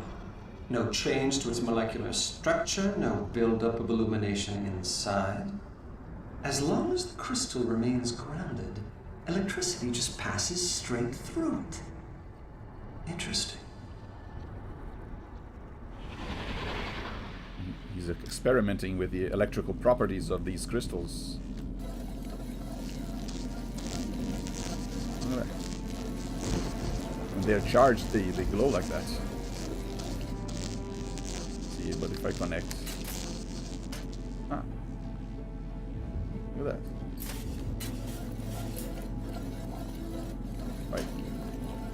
So if I connect the two, the electricity that is generated powers that electromagnet that attracts the rock, and the crystal no longer glows. If I stop, it floats back up. Using electricity and electromagnets to control the height of... Look at this lamp that's just a rock, a floating rock that's secured by a chain. And a journal. Let's see what Cirrus has been doing. It appears that I have underestimated him. I did not think he could be this devious. He always said Spire was dangerous, but I assumed he meant its people were violent. Violent and potentially xenophobic. The perfect combination with which to orchestrate a coup. But there are no people here. No prosperous civilization for me to rule. I see now how his linking panel fooled me. Congratulations, Father. This hand goes to you. I have established a temporary encampment near the vegetal cavern. The food I brought with me should last a month. After that, I will be forced to grow what I eat. The plants here are neither scrumptious nor overly abundant, but I have tasted several and find the nutrition is there. Turning now to the question of escape. I believe there may yet be a Myst linking book here. The simplest way for Father to have disposed of it would have been to jump off the palace as he touched it. There are other ways, of course, but I cannot ignore this possibility. I must at least attempt to reach the ground. This is fast becoming unacceptable. I have slid down every oddly shaped windpipe in this age, and have yet to see below the second cloud layer. I was fairly certain that at least 3 of the passages would prove successful. Yet even they dead-ended inside a magnificent sealed cavern full of crystals. The crystals themselves are curious. Something about their inner matrix makes them susceptible to a buildup of negative charges. When I touched one, I received a terrible shock. At the same time, the faint light that had been emanating from the crystal faded, and I heard a very curious hum, which ceased as soon as the crystal's charge was expended. I should like to study these crystals more thoroughly, and will institute a plan to mine the cavern extensively. Last night, I saw lights flickering in some of the other palaces. It occurred to me that I might not be alone. What if this age is like Stone Ship? Father never could explain how Emmett and Branch just appeared there. He said the art was always surprising him. Could it be that the lights I saw flickering were made by other people? What I would give to discover this is true. After all these months of solitude, just to have another person to talk to. About the floating rocks.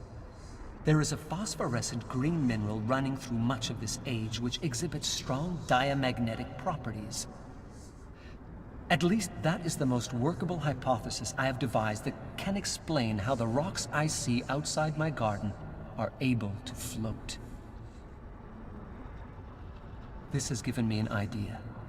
If I can capture one of the larger boulders, I should be able to turn it into a vessel and thereby sail across the clouds to the nearest palace. The most difficult obstacle to achieving this will be maintaining the necessary altitude. I have noticed that these rocks float higher than the highest point on that palace. Forcing my ship to float lower than it prefers will take some doing. For the past few weeks, I've been watching storms move through the second cloud layer. They appear as flashes of light inside the strata. The violence of these storms does not reach me in the garden. I encounter no rain, barely feel the wind. I am completely safe here, nestled between layers. I do not know how this is possible. How could Father have created a world which exhibits so many scientific impossibilities? He never did explain how to write an age. He never taught Aknar or I the art. I wonder now if I should have insisted. The crystals I mine from the lower cavern are really quite remarkable. There seems to be no limit to the amount of electricity they can store. Unfortunately, this makes working with them difficult. So long as a charged crystal is isolated, the energy inside it remains trapped in its matrix. But the moment the crystal even brushes against a grounded object, stored charge flows out, producing a most amazing song. I should like to capitalize on this singing ability, if only as a pleasant diversion. It might be nice to hear some music in these caverns. Regardless, I believe the crystals can solve my rock ship problem. By affixing them to some of the floating rocks, then casting them back into the clouds, I should be able to harness enough of Spire's natural electricity to fuel an electromagnet. The attractive force of the magnet, combined with the smaller magnetic fields of the lightning conductors, should be able to lower the ship and guide it to the nearest palace. It is definitely worth an attempt. So we see the results of this experiment. Another storm is brewing as I write this. I can feel the hairs on my arms starting to rise. I'm almost crazed with anticipation, waiting to test the first conductor. My God, is this what Father felt? Every time his hand hovered above the panel of a book he'd just written? Did he feel this much excitement as he stood poised to learn of his theories and worked? Why did he never share this with me? If he had, perhaps things could have been different between us. The first conductor is glowing. Here goes nothing. No, no, no, no, no! My calculations were perfect! The ship should not have broken free. The distance between the conductors must be too great. I'm going to have to add more to the system, but if I do, the electromagnetic pull will be too strong and the ship will crash to the floor. So can I counterbalance it? Create a second electromagnet in the roof of the garden. I am going to have to start building again! And capture another rock for a ship. This mistake has set me back years! But I am close. So close to reaching the nearest palace, and from there maybe accessing the ground. I only hope the linking book still works. Okay, so he's been trying to make a ship out of the rock and using electromagnets to keep it floating in the right altitude.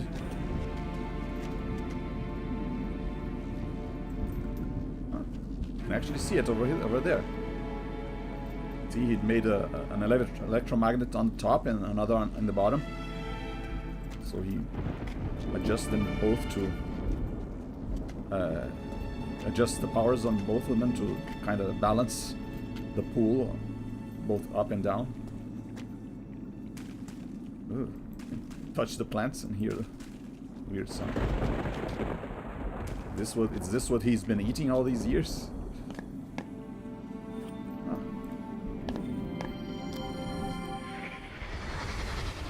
Your faith in me is truly amazing, Mother. How long before I kill this one? Catherine tried to give him a flower for him to take care of. Oh. Weird. Been extracting green juice from the plants.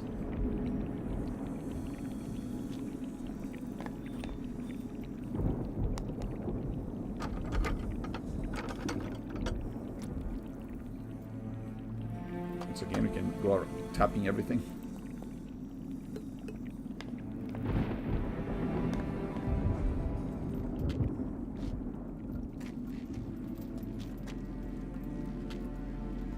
Okay, there's a hole over there, but let's go over here first.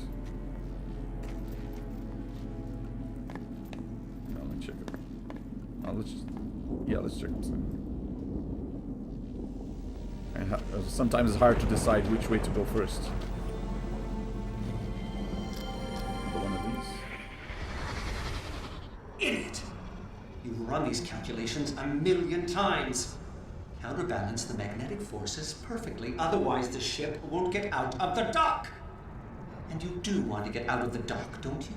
After all these years of trying? Okay.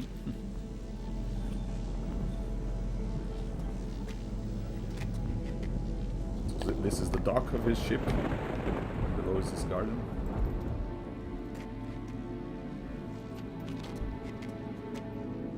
Not missing anything. Oh. Yeah, bunch of stuff here. Very easy to miss this page on the floor. Test number 27 complete. Results remaining consistent with previous quartz tests. Conclusion: must have 6 lightning conductors charging cable 1 to disrupt sample's molecular constitution, provided other cables are set correctly. 8 to 12. Oh, let's take a picture. Might need this information later.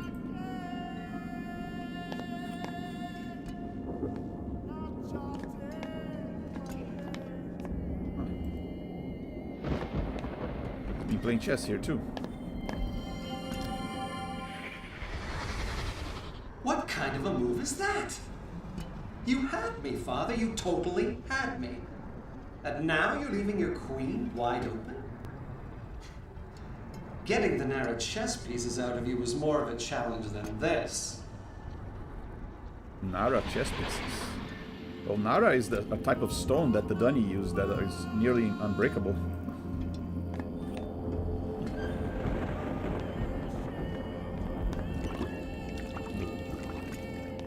Water sink, so this is where he slept. This weird bench. Another easy to miss page. Blue crystal test number 17. Final results verified. Number of lightning conductors needed to power cable 1 and definitively disrupt molecular composition of sample equals 3. Still testing to find 2 remaining increments. Okay.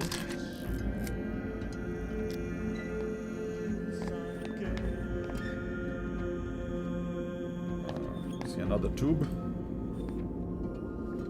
Won't go. Let's finish exploring this first. Another weird crystal thing. But this one's broken. There's no mark or notch on it. Ah, shows me. Commencing rock test number 29. Yes, this should be it. This should be the one. Print screen here. 1, 2, 3, 4, 5, 6. 6 down. We did something to this and that exploded this crystal.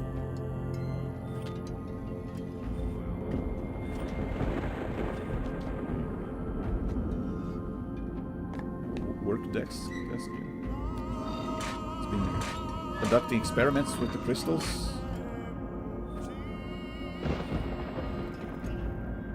Nara, stronger than any other substance, will need all the power a keyboard can take. Will even that be enough if distributed across all 3? 8, 9, 10. Okay. Doing something with the Nara chess pieces. It's a knight.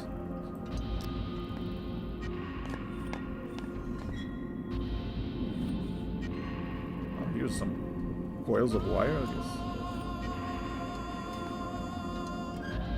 Every partially successful rock test suggests 20 units of power total, no more, no less. But in what combination? Must find way of dividing more accurately across 3 cables. Okay. Taking pictures of notes. Little hidden compartment. Blue crystal test results inconclusive. Need to supply keyboard with total electricity gathered in garden and docking station only to disrupt these samples. Okay. There's another piece behind it. Strong earthquake-like tremors in lab when 2 of the harmonics listed in musical chart were played. Would I be close to finding usable frequency? Lab mostly rock. Okay.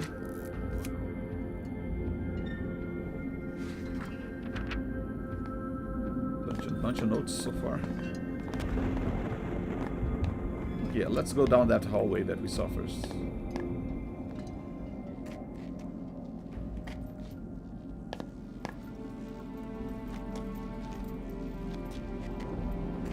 Yeah, it's just like a kind of looks like one of those a dwarven mine from Lord of the Rings or something. These kind of structures. In the mines of Moria.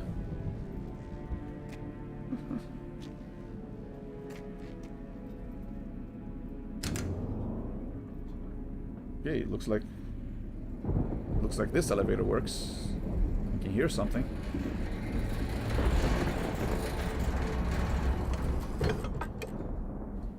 Ah, came from this way. Okay, I thought it would come from above.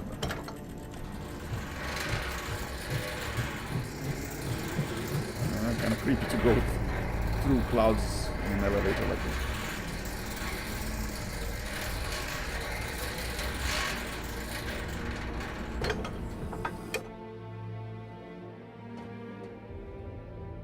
Ah, I'm back here. Back where his sculpture was. Okay, so now I know how to get back up. I mean, we slid down that tube to get to the other level, but you could have just taken the elevator instead.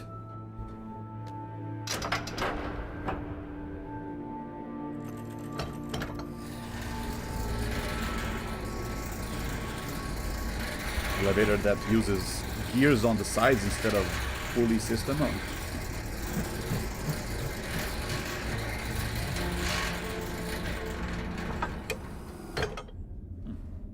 Well, if the elevator came from below, that means there's another level.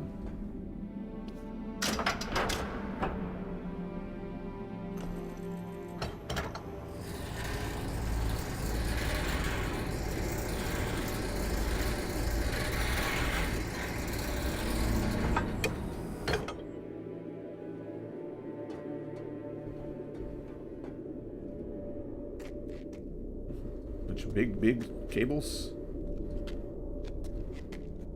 Oh. Gate is locked. Okay.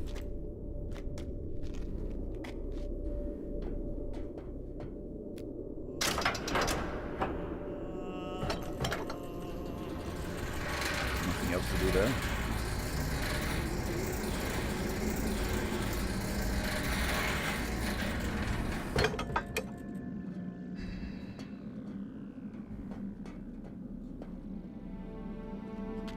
There's only one place left we haven't explored, and that's the tube next to his workbench.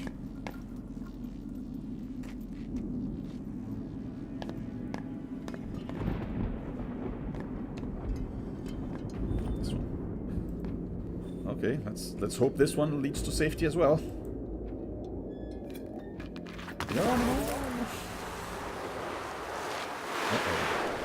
Not a good sign.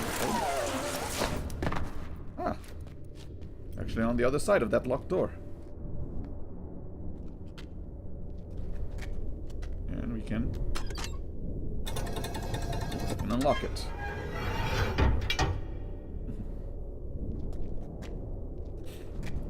And here you have it. This is what many consider one of the worst puzzles in the Myst franchise.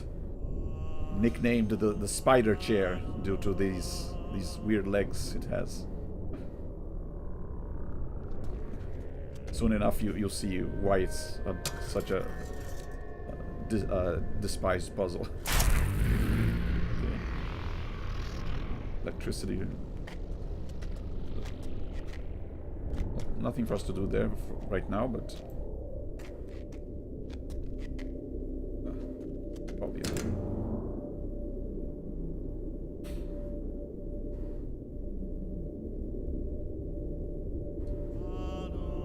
Kind of freaky that it just stops. I mean, there's no bottom to that shaft.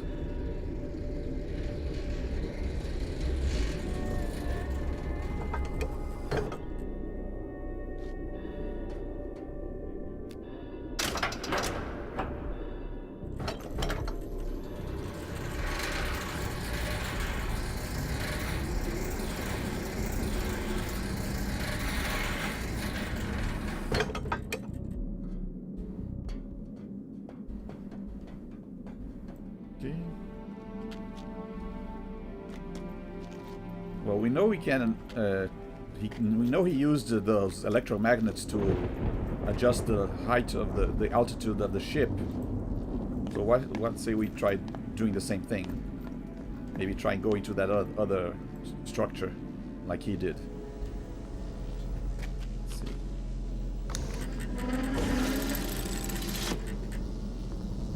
Okay, turn this on.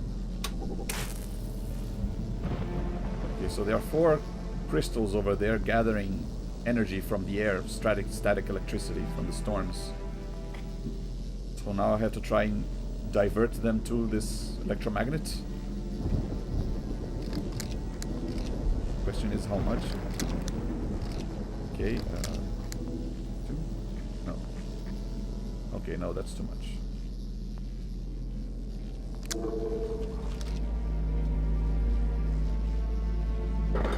Oh. Okay, yeah, that's too much power. Got attached to the magnet. Try again. The amount of, it seems that these 3 notches here, these 3 lights, means I can move this 3 times to one side or the other, and apparently one movement adds a certain amount of energy, another movement removes a certain amount of energy, so I have to find the right combination of movements to get a good amount of power.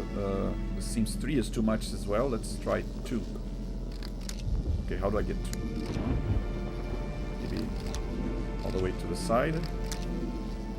Yeah, there you go. 2.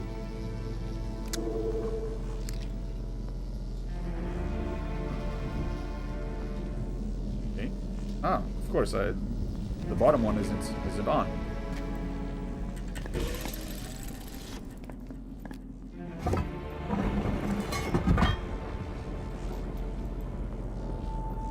Turn on the bottom electromagnet as well. There you go.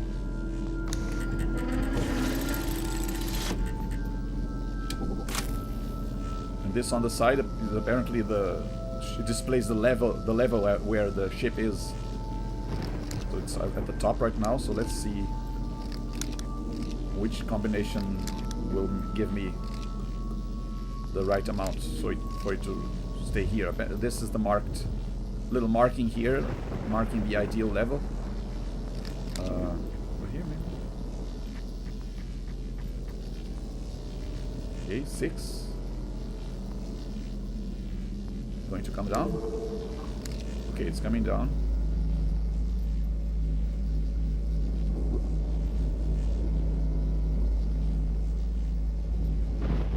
Okay.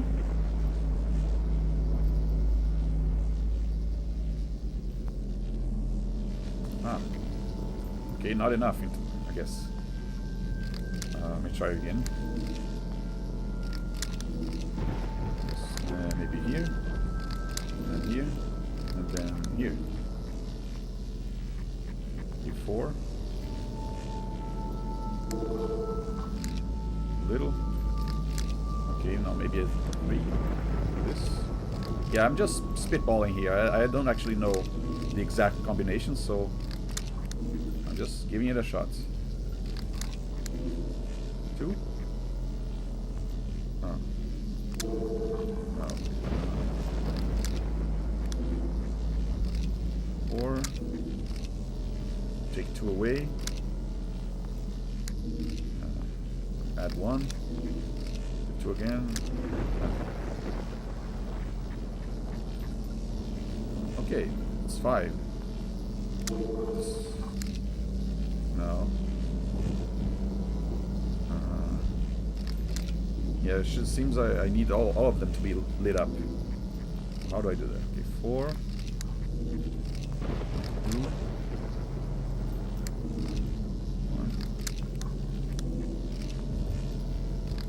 I already did that. Okay. Okay, let's try that. Center. Right. Center. Enter. Then right again. There you go. Should be enough. There you go. Oh. Whoa. Oh, he even made automatic steps.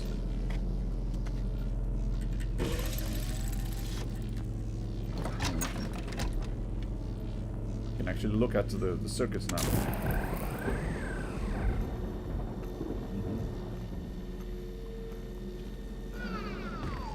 The 2 electromagnets in the chair. Okay, let's see if this works.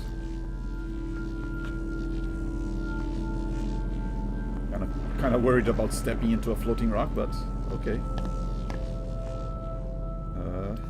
Let's give it a shot. Whoa.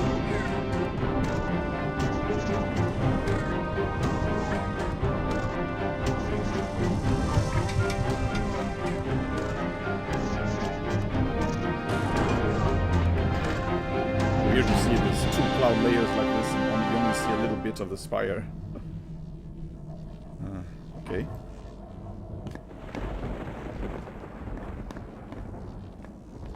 Okay, so we have another structure now to explore. Can't go any further there.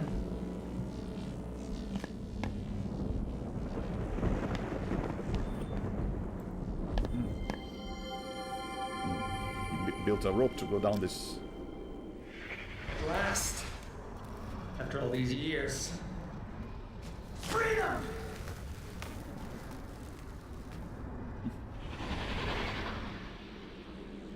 Trying to reach the ground to see if he can grab the linking book. Oh dear. Looks like there is no ground.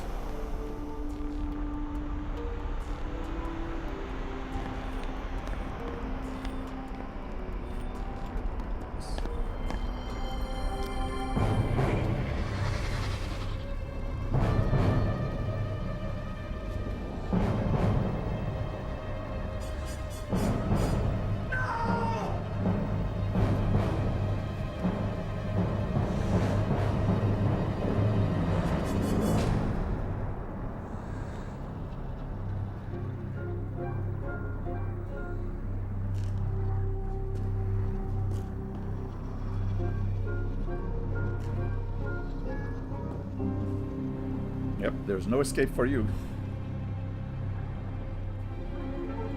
I am serious. And I will not be defeated!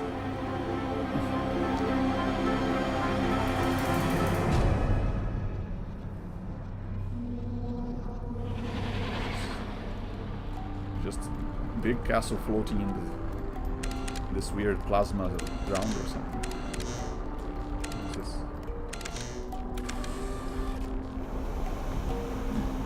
Like some gears or levers.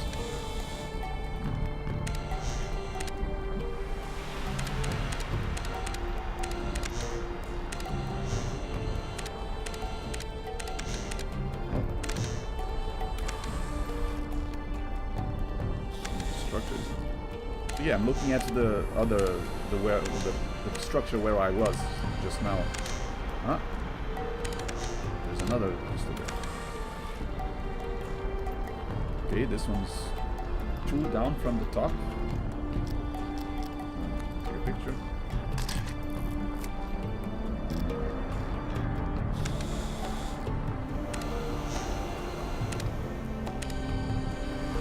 Guess there's nothing else.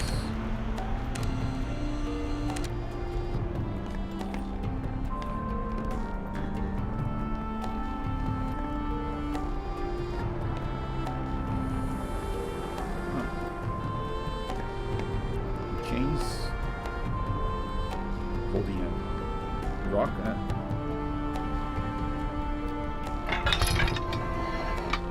The little rock is in the way. Float away, little buddies.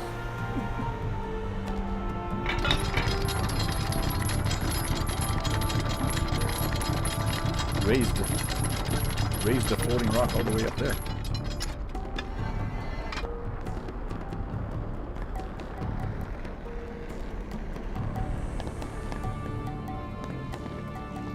Yeah, that's what he saw when you couldn't see that green ground thing from this height.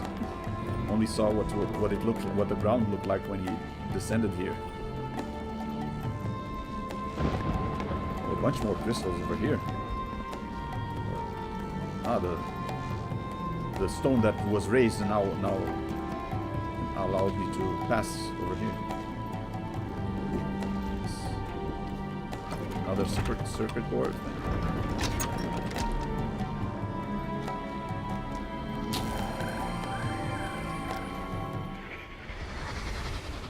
Heck of a lot of electricity being gathered out there.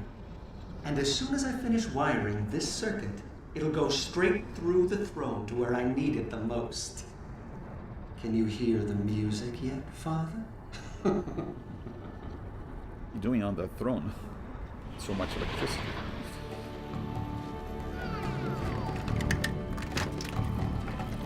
Okay.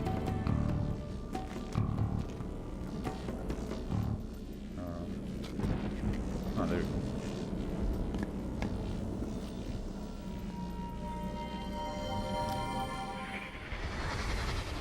Have to do it. Have to set up the network correctly so that enough power flows into the throne.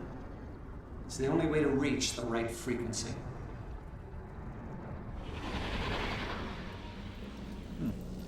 Enough power. So yeah, I guess the game doesn't really specify how much is enough power, but I guess all of it. I'm gonna try see if I can light up all of these. Let's see.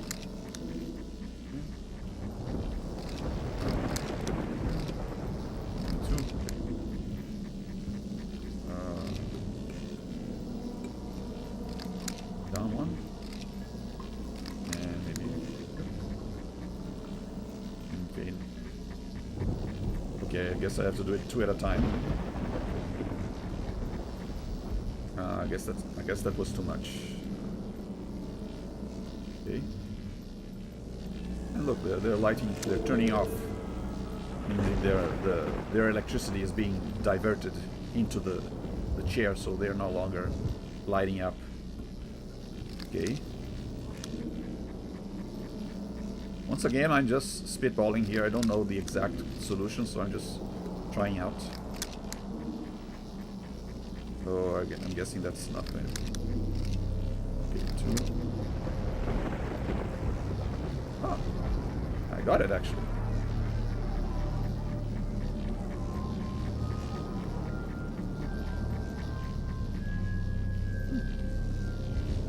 Okay, they're all lit up.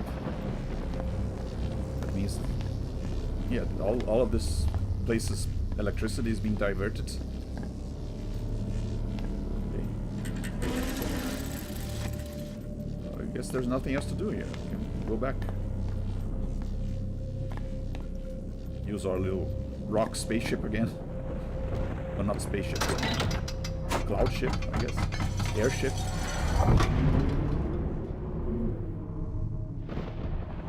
A bunch of floating rocks all around that area.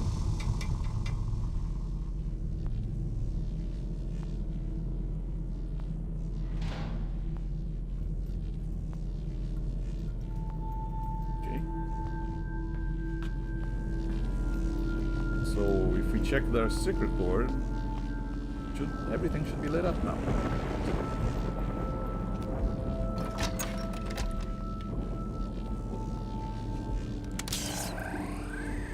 Yep. This is the one I was just here and lit up all of it. These are the ones on this level, and these are the ones on the top level, the electromagnets. This is the chair. The way these two are, but this is that big lever. Okay. Oh, by the way, since I made so much progress, let me save the game.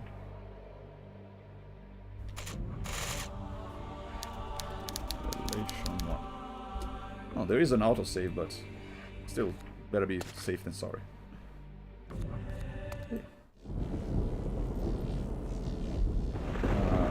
I can either go down the elevator or to go to the chair or go down the tube. Yeah, let's go down the tube, it's more fun.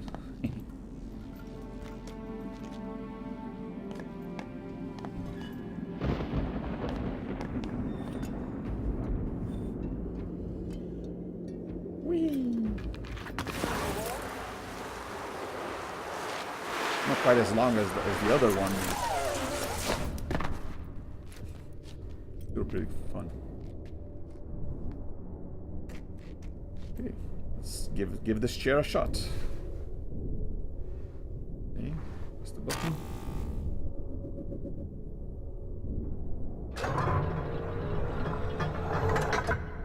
Ah, that symbol was this panel here thing here. It's lighting up, and uh-oh. Okay. Looks like I put too much power on it.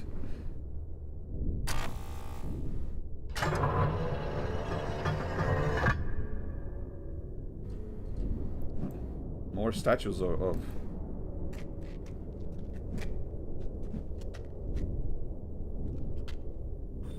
Oh, it's Atris and Catherine. Sister. Okay, take a picture. Bunch of numbers. Okay, let me try shutting off some of the power. It's back in.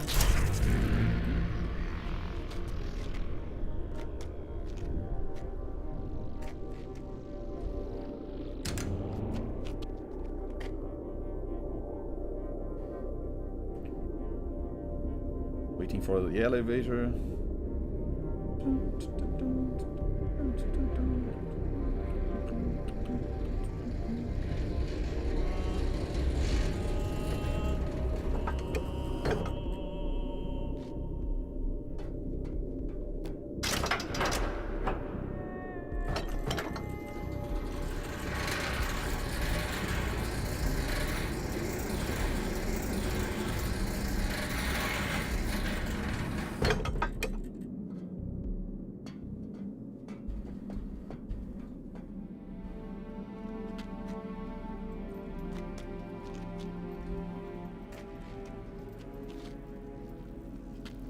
Okay, now how much should try turning off all of it? Actually, let me do a little save scumming. I can just turn off everything and see how much I need.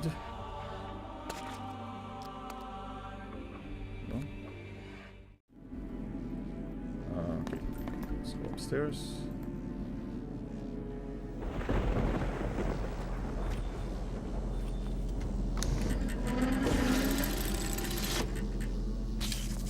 This.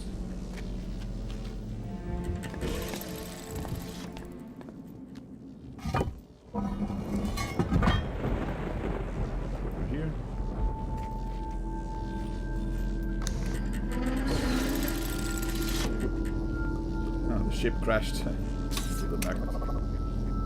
Okay. Both are off. That means that, yeah, the ship will go back to where it was originally. Its original height. If we check the circuit board.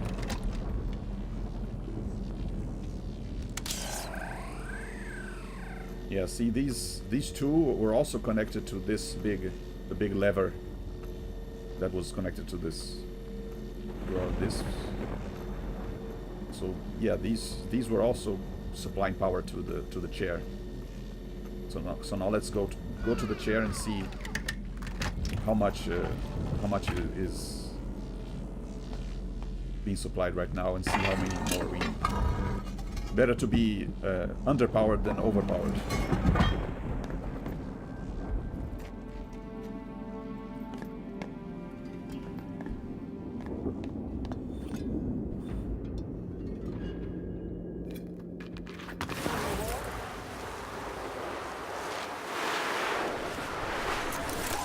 Never want to slide on something that has spiky crystals growing out of its walls. Okay.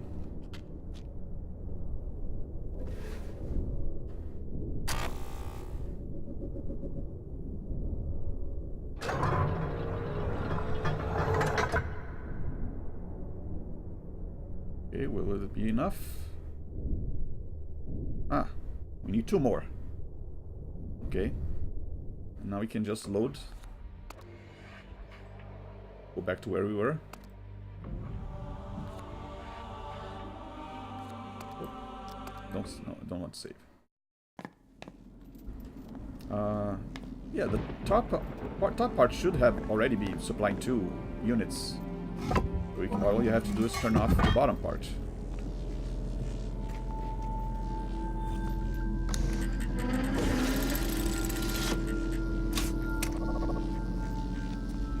There you go. Now the amount should be exact.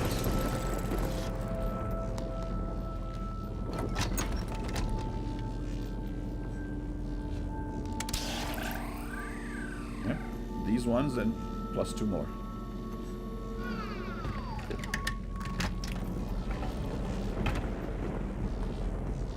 I like the music in this place. It's very, very kind of regal, or very kind of like classical music. Da da da, da da da. Let's go down the other way this time.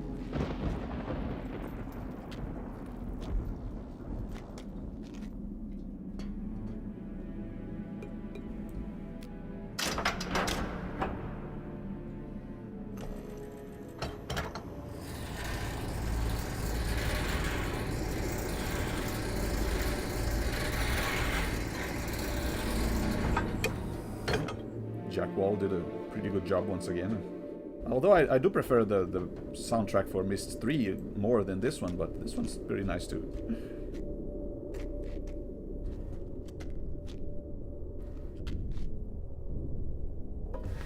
Okay, should be enough.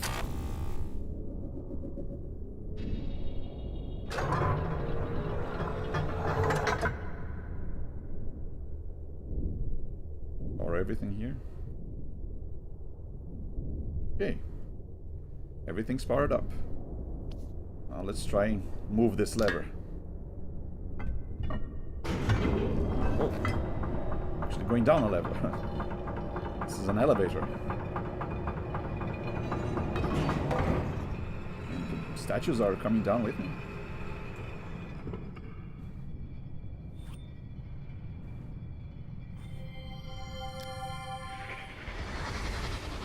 Not long now, Father. Not long before I show you exactly what a smart little girl can do. Is he talking about Yisha? What?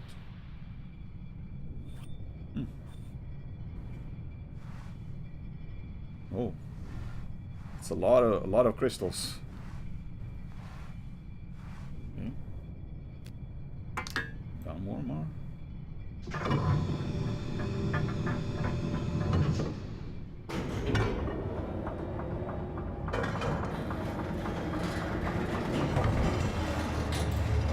Kind of feels like there's an audience watching me.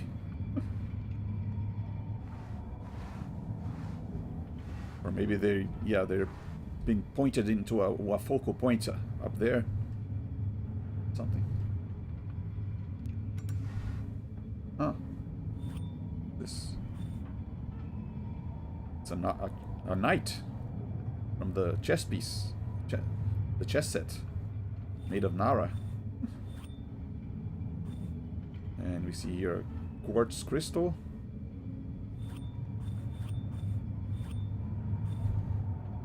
Blue crystal.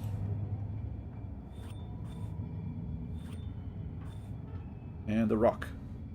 Regular rock. Okay. Oh, we can do this.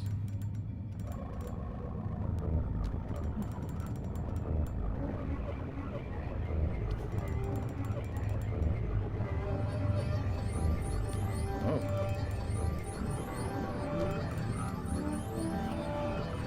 Yeah, that's a weird sound. Ugh.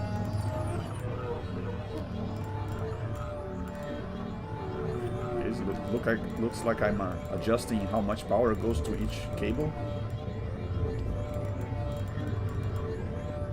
With the little crystals turning off means power is being diverted elsewhere. So turn all of them up. That means all the power is being diverted to all three.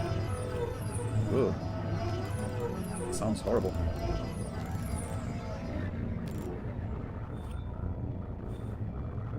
Nothing happened.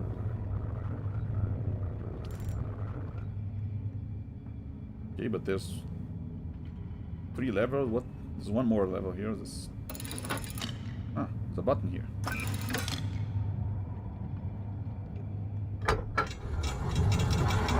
Oh. He descended even further down.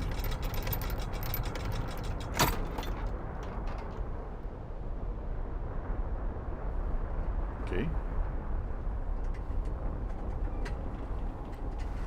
3 gears. And tools.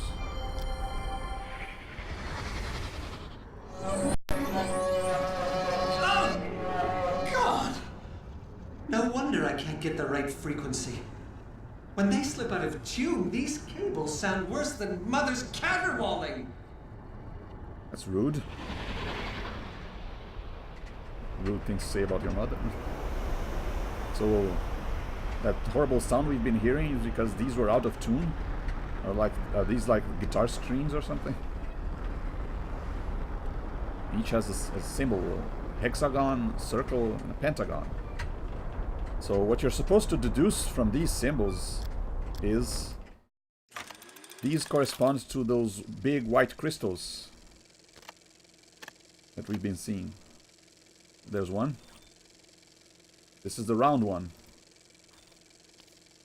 See, each one, you kind of don't really notice, but see, this one has a hexagon surrounding it. And the first one, there you go.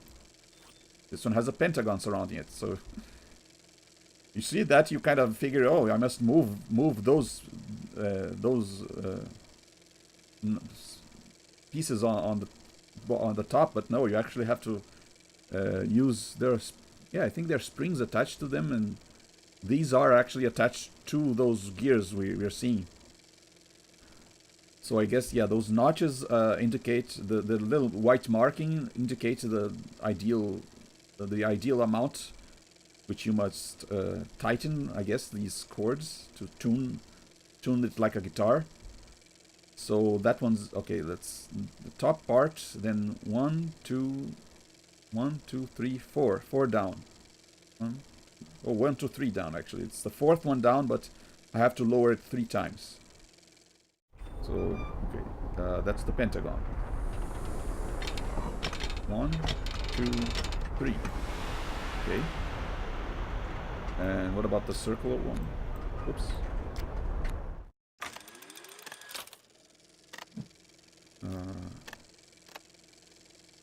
There you go. 1, 2. Okay, it's 3rd down, so lower it 2 times.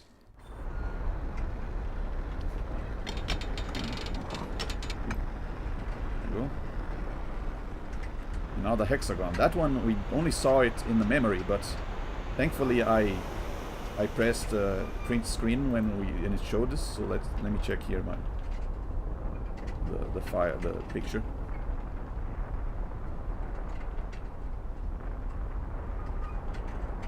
When I press print screen, it automatically generates the image.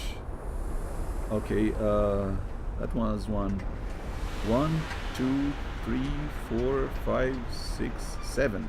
So the 7th one down, that means I'll lower it 6 times. Okay.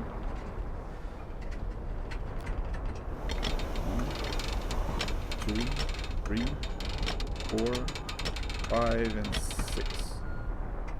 Okay, that should be it. This should be tuned. Let's go up and see if it had an effect.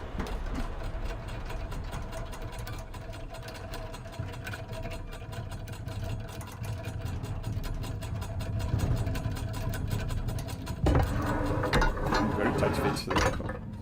This chair I'm in. Okay, let's see. Oh. Yeah, it does sound much better now. Oh. The piece is vibrating. And this ring around it is rotating.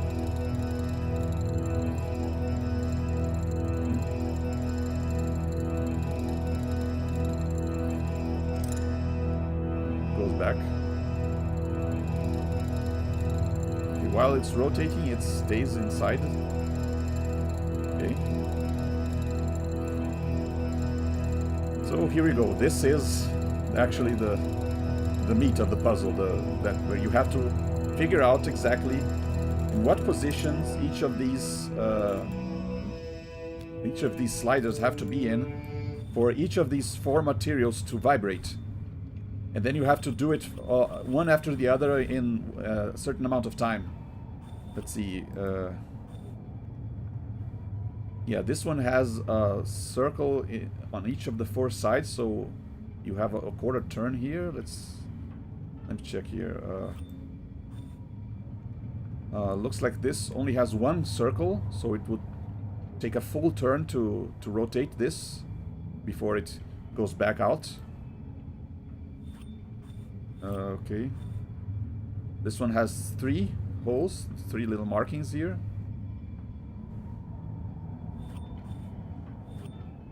And this one has 2. So it would rotate once, and then 180 degrees it would go back down. So this kind of indicates the order in which you should put all 3, because since this one takes a full turn before the crystal goes back out, you have a much longer time to work on the others while this one is still vibrating. While this one has a much shorter time, so this one should be last, and this one should be first. And this one should be next. And this one should be, yes, second, third, fourth. So first, second, third, fourth. But how do you determine exactly which is notch to each one? So I'll have to admit that when I did this puzzle the first time, when I first played this game, I couldn't figure this out. I just moved the sliders around until I got something, and I kind of guessed all the combinations just by trial and error. Now I know the solution, but yeah, it's a very hard puzzle. It's not intuitive at all, and it's much easier to just try out than to try and figure out, because you have to study all the notes that he left. You have to find all the notes first. Very easy to miss a few of the pages, like the ones that were on the floor, like this. And even once you do, like this one has kind of conflicting information, because it says must have 6 lightning conductors charging cable 1. So first one should be 6 notches, but over there you see 8, 12, 4 as with a little check mark that kind of suggests that 8, 12, and 4 is the correct combination. But then he says it should be 6 on the first one. So yeah, this is for results and remain consistent with permanent quartz test. So this is for the white crystal, the quartz. So the combination should be 6, 12, 4 for the quartz. 6, 12, 4. So 6 here. Let's try it out. 1, 2, 3, 4, 5, 6. 6. And then 12 is all the way up. There are only 12 notches in each cable. And then what was the other? 8? No, 4? 1, 2, 3, 4. Yep, there it is. It's vibrating. Well, not enough. So yeah, you can kind of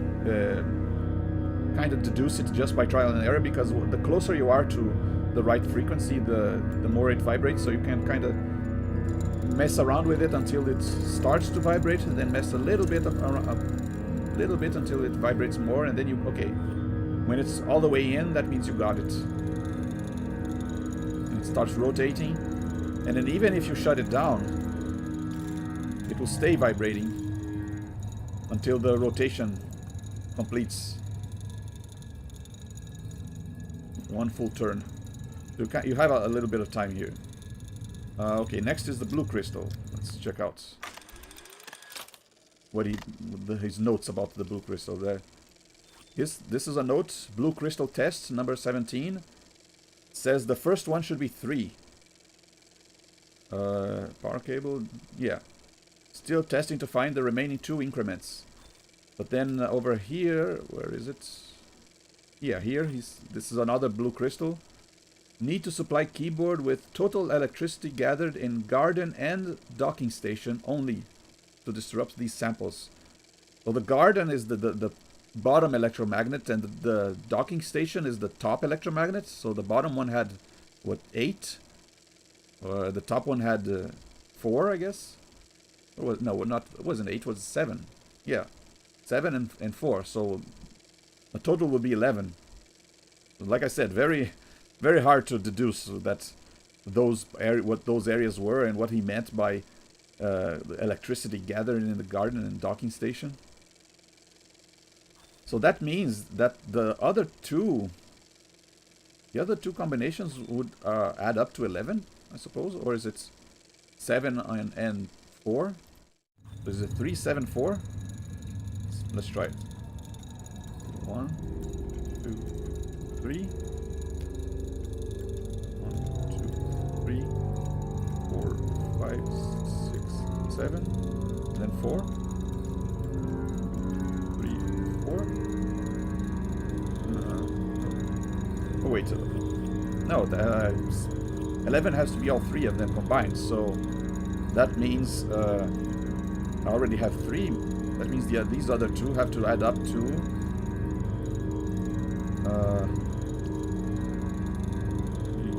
add up to 8.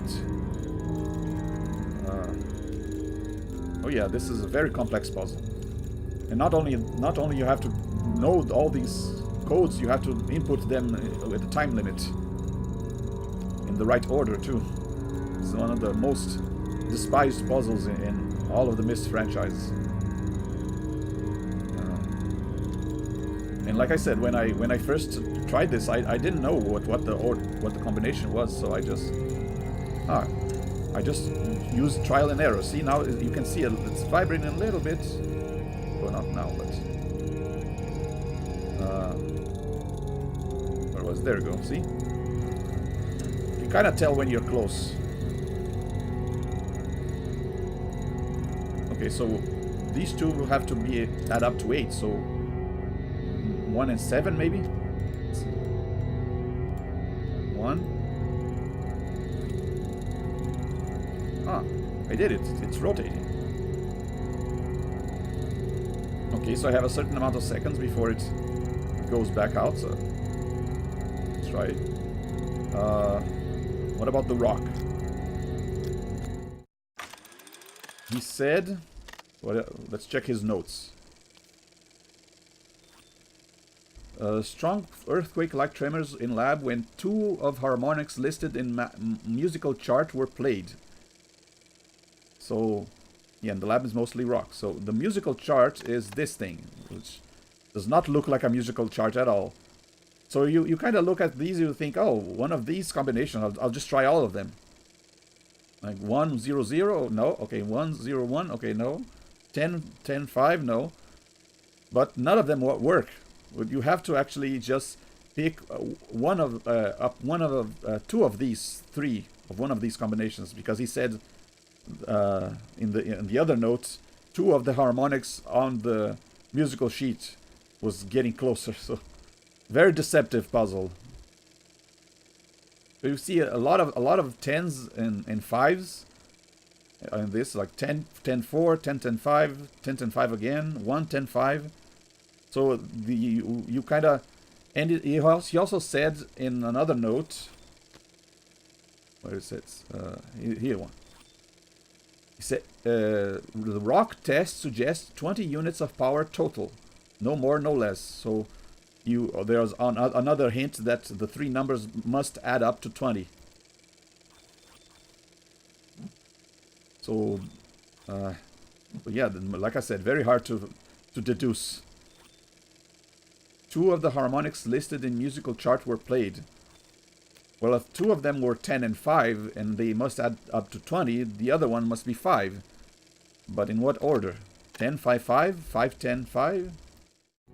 Well, let's try it.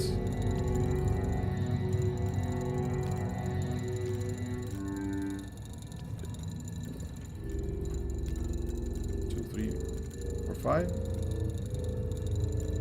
This is the rock. This should be vibrating. Let's see. Let's try 5, 5, 10.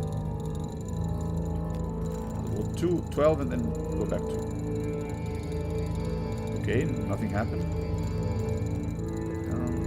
This is the middle one.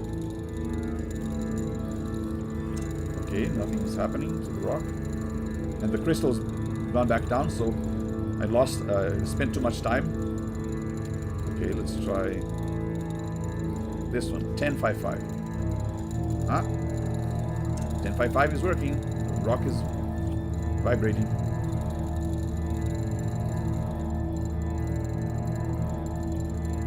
And finally, the Nara chess piece. The knight. That's actually the easiest one, because he said here, we require all of the power the keyboard can take. That means all of the dials go all the way up. 12, 12, 12.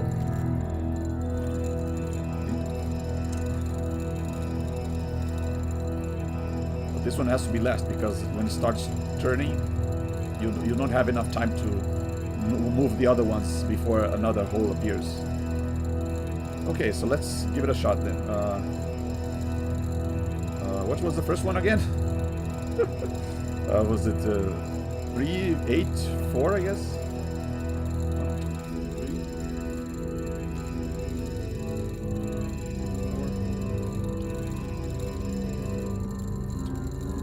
4.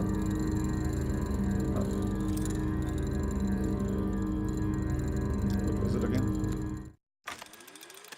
Oh yeah, you have to make a lot of notes. That's, oh, right, might as well write all of them down in the same place. What was this one? Ah, 6, 12, 4. Okay. And that's why you have a list journal here. So, quartz. Z. 6, 12, 4.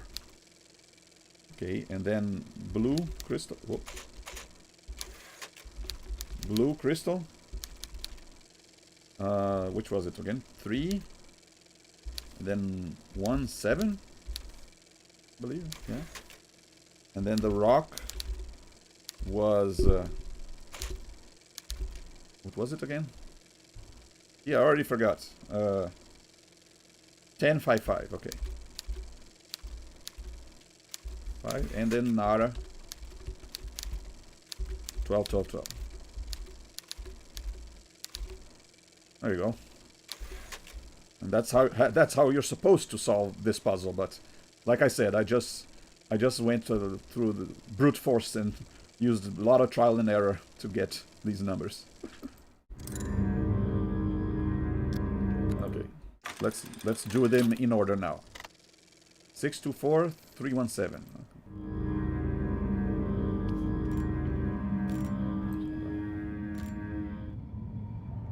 Let's wait for this one to stop.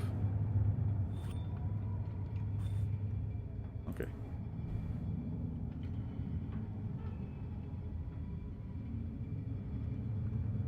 Not stopping.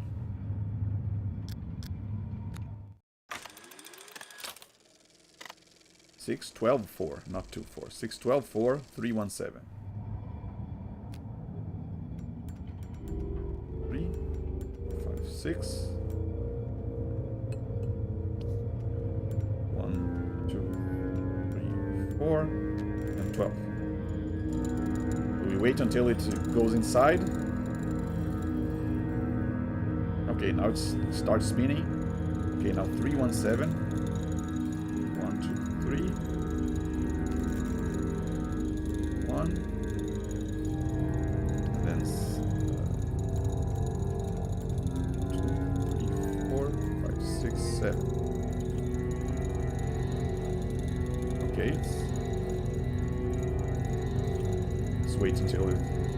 Okay, it passed. Now we have one half turn. Okay, and now 10 5 5. 12 over 2. 1 2 3 4 5. Put this in the same level. Okay. There you go. Started spinning. And finally, the last one that's just all the way up. Nada. And there we have it. All that's just to lower a bridge. Just to raise, I guess, the bridge. I can turn this off.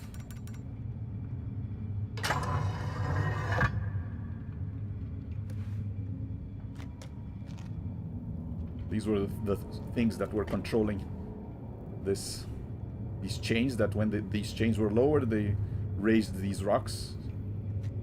And I can reach this. Whoa. Bit of damage here. Let me save, since I don't want to do all that again.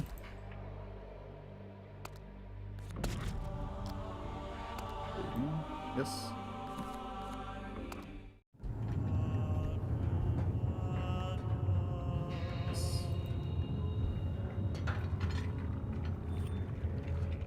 One of those many crystals that are up there. Interesting problem.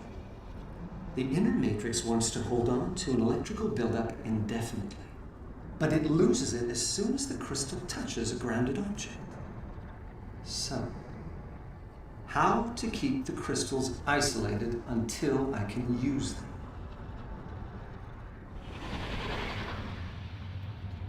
I guess this is how he's isolating the crystals, so they don't discharge. Okay. Well, this.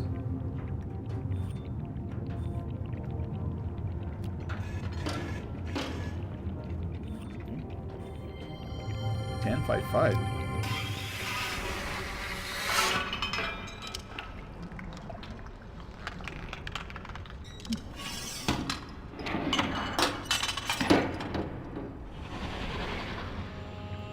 Okay. What is 12 12 12?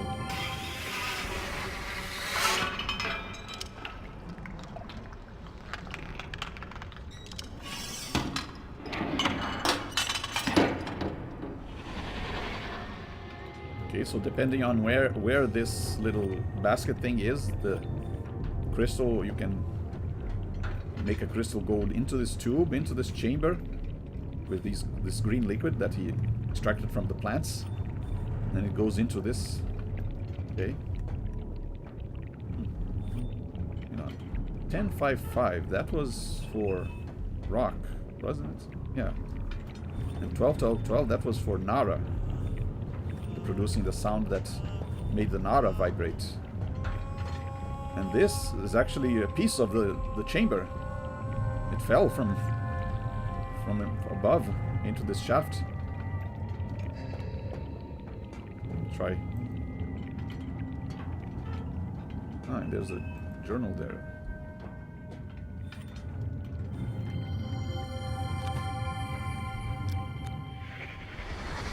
Something has happened.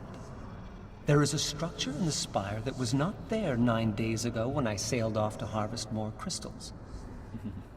Its existence is impossible. Yet I have stood inside its foyer and know that it is real. I'm forced to make an inconceivable deduction. Somehow, my father is still alive. Yeah, all this time he thought Atreus was still trapped in Dunny, where and Catherine was still trapped in Riven, where they left him, because they remember that they removed a page from his Myst linking book. He wasn't sure that I had helped him. But this Atreus wrote in this chamber into the age, made disappear much later. I mean, we saw in other journals how Catherine wanted to be able to actually talk to their sons instead of just looking at them via the crystal viewer. So that's why they implemented this kind of chamber, so they could go into the prison age, leave a book there so they can go back out, but they would have this kind of prison bars separating the two halves of the chamber. One half for them, one other half leading outside for Cirrus and Achenar. But this Something chamber was happened. made by was made of Nara, that unbreakable material, but he somehow found a way to break it. I do not understand how this can be. Regardless, given the design of the chamber, and in particular its barred dividing wall, I suspect that our reunion will be tense. 15 years. Still, it is not enough for him. This age was nothing when I arrived. Nothing but floating rocks and debris. I am the one who made it livable, and I did so without help from any quarter. If I could have found just one single person to assist me. But no. He does not want to talk about accomplishments. All he wants to talk about are the books. Yes, I burned them, Father. I am sorry. Now, can we put the past aside and let me out of here? Doesn't sound sorry. Another wasted evening playing repentant sinner in his linking chamber. I do not know why I even waste my time. It is obvious he will never be convinced. But what of Mother? Her endless hand-wringing is as maddening as ever, yet there must be some way I can use it. Oh, he's still sneaky. He has not repent. Perhaps if I play upon her guilt. Create a sculptural vignette which she can see inside their viewer. If I choose the appropriate memory, it should convince her that I, too, have my regrets. This is intolerable. If he did not intend to set me free, why create the chamber in the first place? To flaunt his all-powerful skill? I get it, Father. Really, I do. Everything I have accomplished here pales in comparison to what you can do with the art. It is the one power you have that I shall never defeat. No wonder you refuse to teach it to me. I will take this no longer. It is time I showed him some of my power. Father believes his chamber to be impenetrable, but he's forgotten the very laws he once explained to me. Frequency and molecular vibration.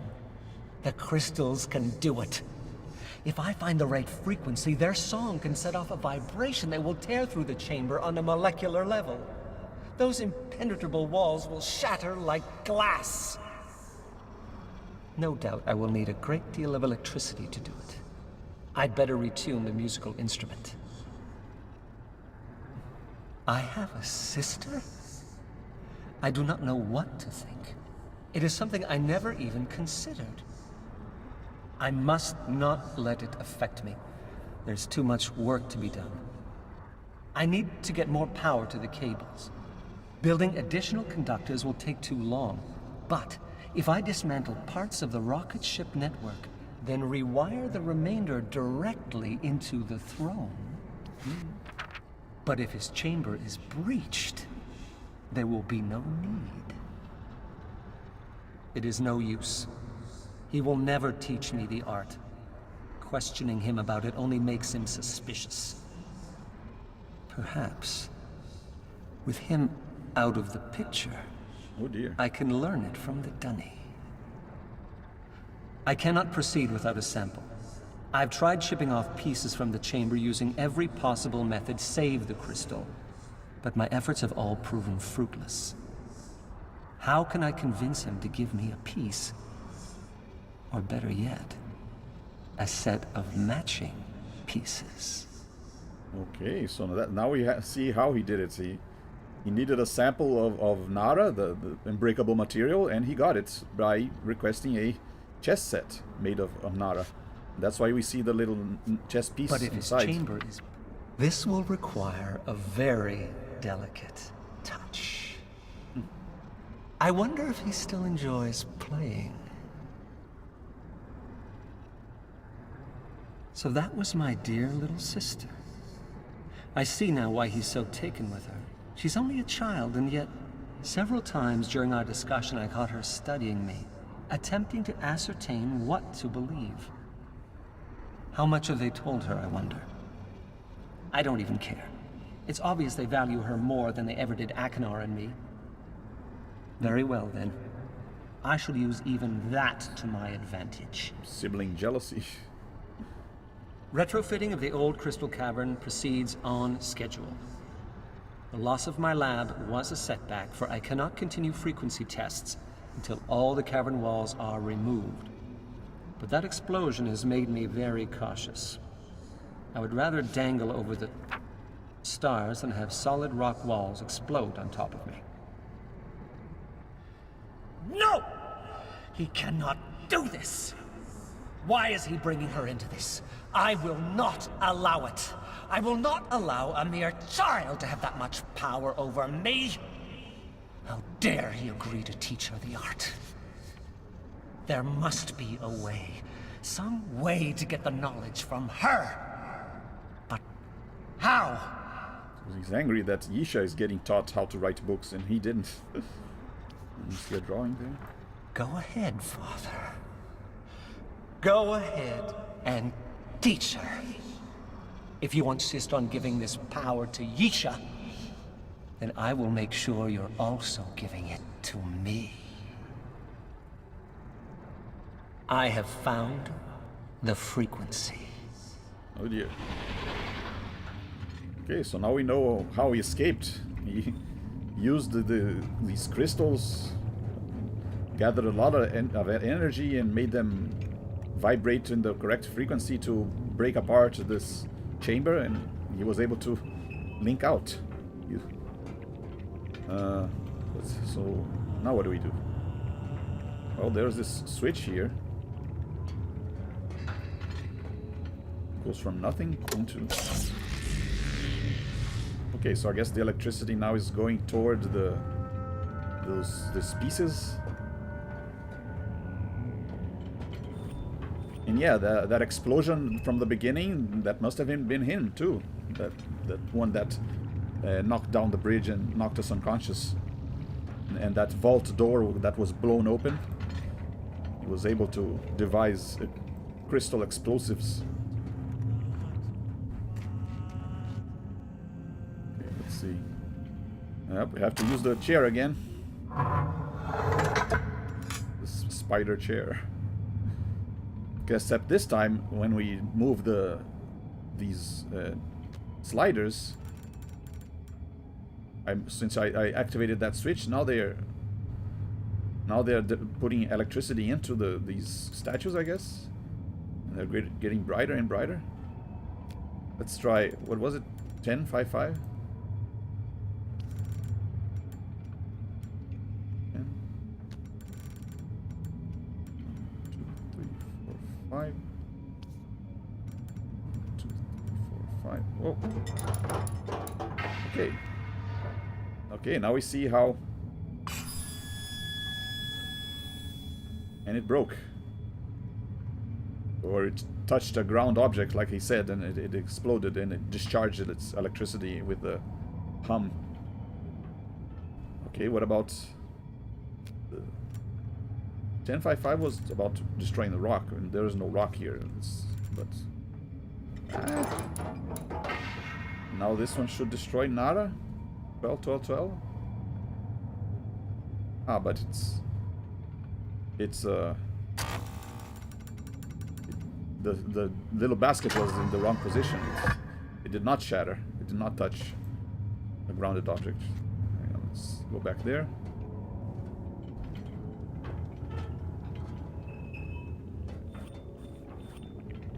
Oh, look, there it is. It came from this side and it got deposited on the bottom.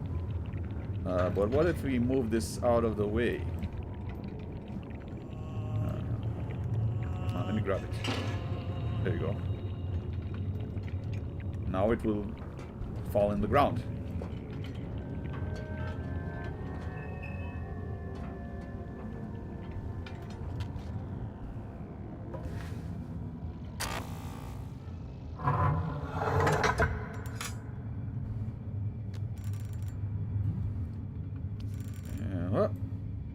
And one more time.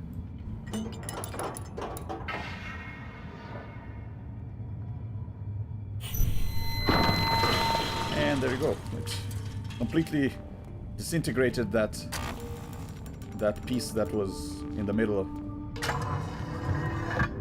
a piece of the chamber.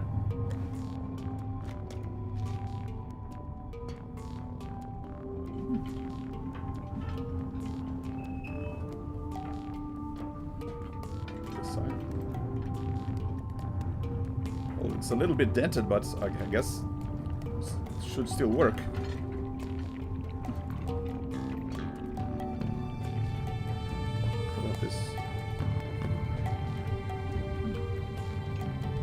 Like a clock or something. Ah. Showing a color pattern. Let me take a picture. Okay. Well, let's see what happens if we push this lever.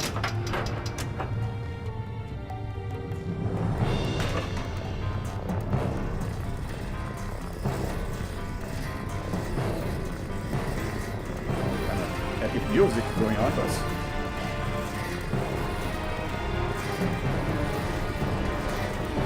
oh. Ah, it's floating, going up.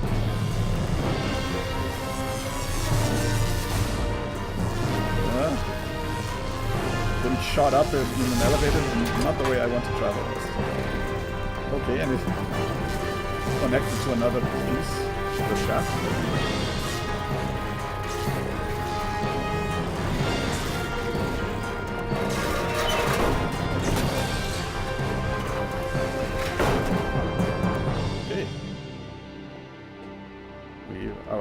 I've arrived at my floor.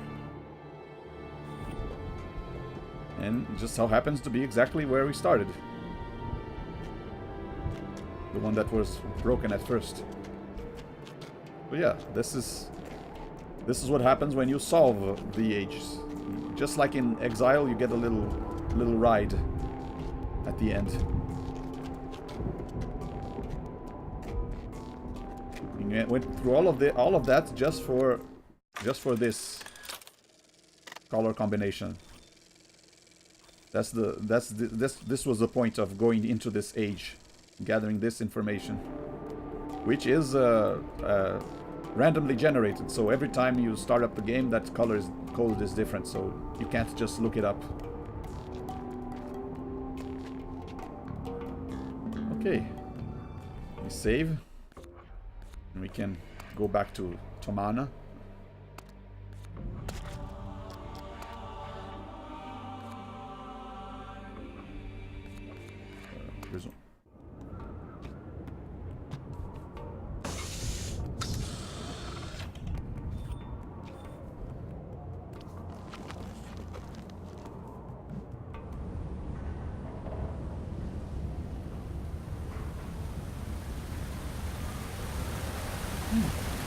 I guess now we go to the second book, Haven. Might take a while though, so I'm not sure I'm going to do Haven today.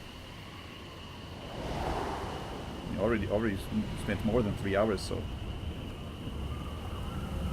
might stop and continue tomorrow.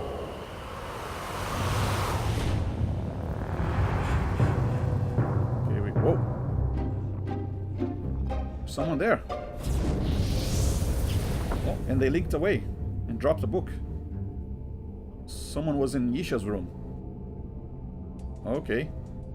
I guess let's get over there and check what book is that.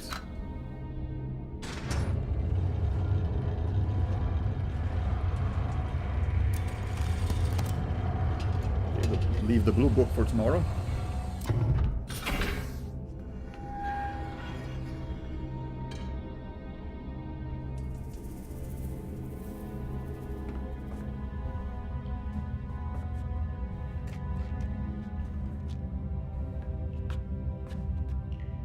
Hold the elevator.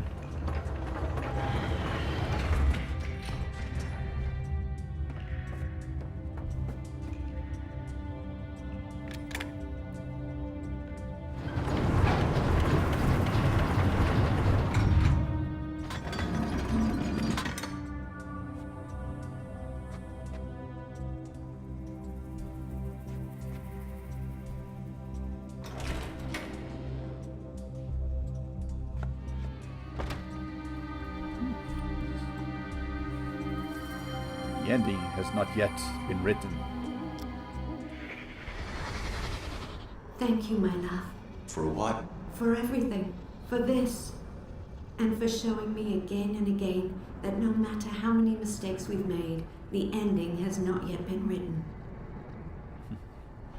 And he said at the end of the intro to Myst 1.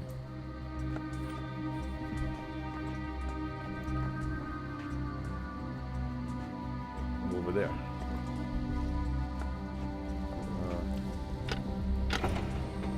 Switch the bridge back here. There's the book. See, we can. It's on a lower level.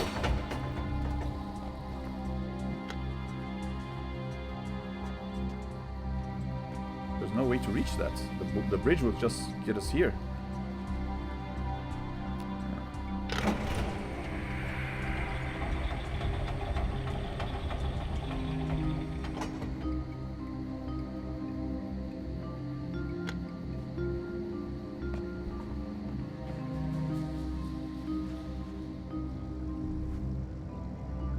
See, the book that was in here. Someone broke the glass and took the book. I knew you'd have one. That's Akenar's voice. There. Okay.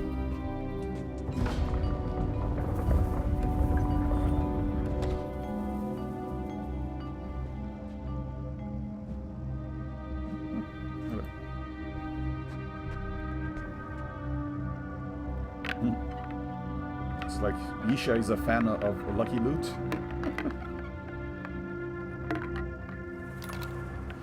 Weird toy.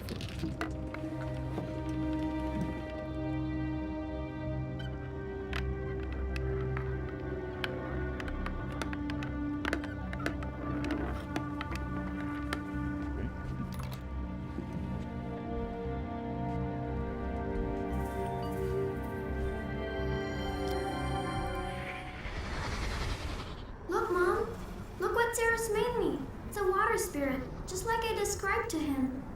Isn't it beautiful? Cyrus made this statue out of one of the crystals. A gift for Yisha. Oh yeah, now we can actually read her journal with the amulet.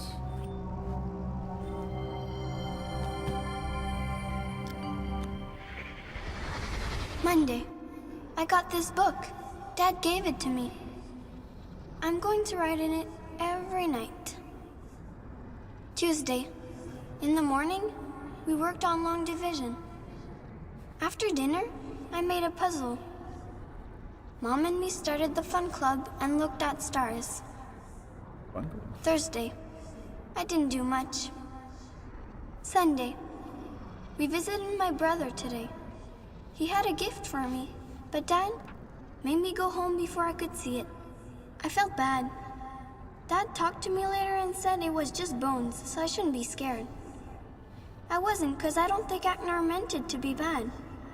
He looked so sad when we left. Agnar gave bones to her? Monday. It was hot. I spent the whole day by the water. Saturday. Dad took me to a really neat place today. It's called Serenia, and the people there are so nice. They never forget stuff, because if they do, their memory chamber remembers it for them. I went inside, and I saw all the memory globes hanging from the ceiling, just like Sarah said I would. Memory globes? Monday. Mom said it's too soon to go back to Serenia. I've been thinking, though, and I don't know if I want my memories put inside a globe when I'm dead. What if I need them? Thursday. I told both Cirrus and Agnar about the fun club. They want to join. Wednesday. Dad finally said we could go see Anya tomorrow. She takes care of the memory chamber. She's one of its protectors. Only women can be protectors. Men stay in the village and do other hard stuff, like fixing roofs. Thursday. I saw the coolest creature on Serenia today. It was made of water, but when it saw me looking, it got shy and fell apart. Creature made Dad of water? said it must have been a fish. Jumping, because he didn't see it. Mom believed me, though. Friday. Anya told me her people put their memories in globes so their families can visit them in the dream world. Dream world? She said I could visit the dream world too, but I'd have to learn how. Plus, I need a spirit guide. Maybe I can get one next time we visit. Sunday. I got the best gift of all time today. A spirit guide statue. Cirrus carved it for me himself. It looks kind of funny, but it's 'cause he never saw one. He just went with what I told him. He knows exactly what questions to ask, and he listens better than anyone. Friday. Sure he does. Before supper, Dad and me changed the lock on my bookshelf. I Lock on said the since bookshelf. I'm learning Donnie, I could change the covers and use everyone's name instead. I won't forget who's older than who either. He said it really had to be the really last time, but he was glad. Lock Thursday. in the bookshelf? We didn't do much, but tomorrow I start learning how to dream on Serenia. I'll probably be too busy to write in this journal for months. Sunday. Anya gave me a special necklace today. It's really good at picking up memories. She says some things are better at holding them than others, and that only the most powerful memories get shown. I touched it as soon as I got home, and it worked. I can't wait to show all my friends. So that's how she got that necklace. Someone in Serenia gave her. Is she talking about a lock on her bookshelf? But I can't understand Dunny. And she's talking about never forgetting who's older? Well, we can look at Dunny if we go to that Dunny book.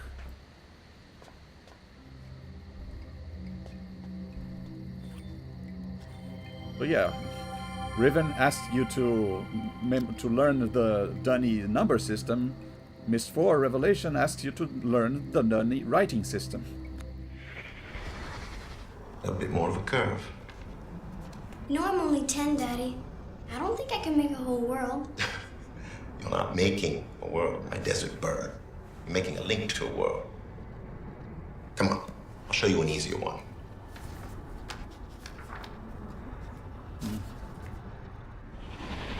Teaching her how to write, not only how to write in Dunny, but how to write linking books.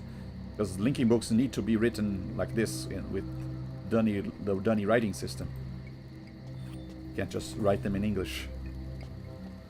Okay. And no, it's older. Let's check back.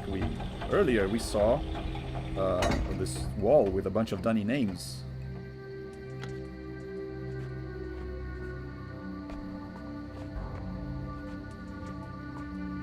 Oops, not here. We can't reach this. The bridge is out. I keep forgetting. Have to go to the elevator. Where's the? Okay.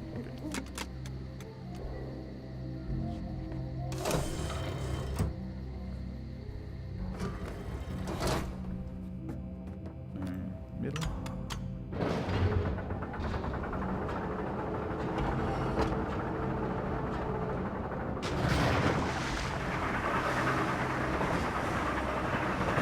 Elevator that goes sideways?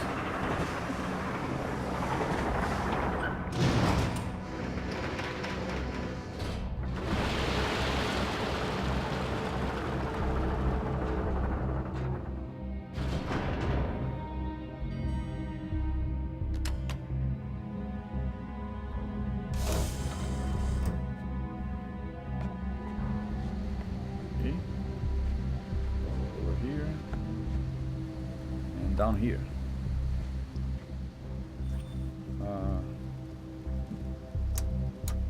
Turn the slides. Yeah, by the way, I'm running this game on Linux, and this is for Windows, so I'm actually emulating Windows using Wine. So because of that, sometimes you see these kind of graphical errors. This wasn't in the original game. This is maybe a problem because of this Linux emulation. This is supposed to be like a smoke effect, but you kind of see this big triangle. So now you can illuminate this. This is only part of our family tree, Yisha. If we wanted to, we could trace our lineage all the way back to when our ancestors first arrived in Dunny. Okay, so yeah, this is their family tree, and all the names are written in Dunny, and you have to use the book to kind of decipher this. Let's see. And look at one, and then look at another symbol, and look at each one individually. Oh well, but thankfully I came prepared. There you go. That's how they're spelled with the Dunny writing, by the way. That's not their English spelling. But we can see the family tree starting with Kalis, then Tarsera, and then Atrus, which is actually Atrus's grandfather. He has the same name as his grandfather. And then Tiana, which is Anna's Dunny name. Anna was not originally Dunny. She encountered the Dunny and was given this new name. Anna became Tiana. And so they both had a child named Gen. And Gen had a child with Keta, which is Atrus's mother, who I think she died on childbirth. And then Atrus met with Catherine and had Achenar, Cirrus, and Yisha. So that is the Atrus family tree. All of the names translated. So you're supposed to read each one and figure out.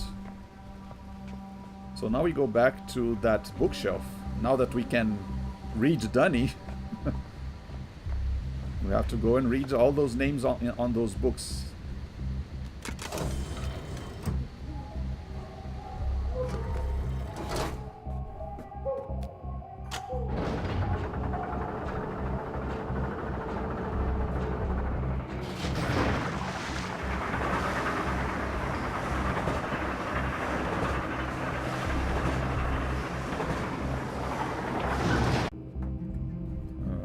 Oops. Where is it? Was looking. Where was I looking? Okay.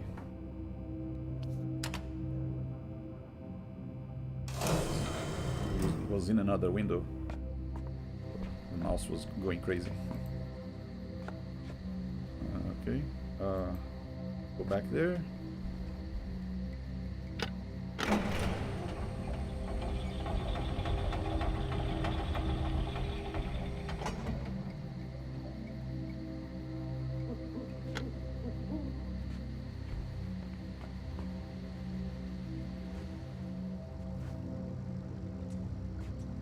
Okay, so now we have these names too. Hang on, can I? Okay, do this, and boom. Yeah, these are the names translated. So we only need a couple of them actually. We only need these ones, the ones that are actually names of Atreus' family. Atreus, Yisha, Cirrus, Achenar, Catherine. But they included a bunch of other names as sort of decoys. A couple of them kind of sound alike, like you have Aklair, Avias, instead of Atreus, Avias. Instead of Cirrus, you have Saris. But they also included a couple of real names, I guess. You have Richard, George, Chris, Chuck. Again, a couple of them are actually nods to Cyan people who worked on the original game. Like you can see there, next to Chris, you see Rawa. That is actually a nod to Richard A. Watson, and R-A-A-A, that's his nickname, Rawa. And he was one of the programmers of the original Myst, and he is actually in charge of keeping track of the entire Dunny culture and lore and history and everything. So he's the Dunny historian. And then you have Chuck on the left there. I guess maybe Chuck Carter, the one of the 3D artists who worked on the original Myst, who actually has a game out now, a game coming out soon called Zed. He's working on another game now. And right next to Chuck, you see Rand and Robin.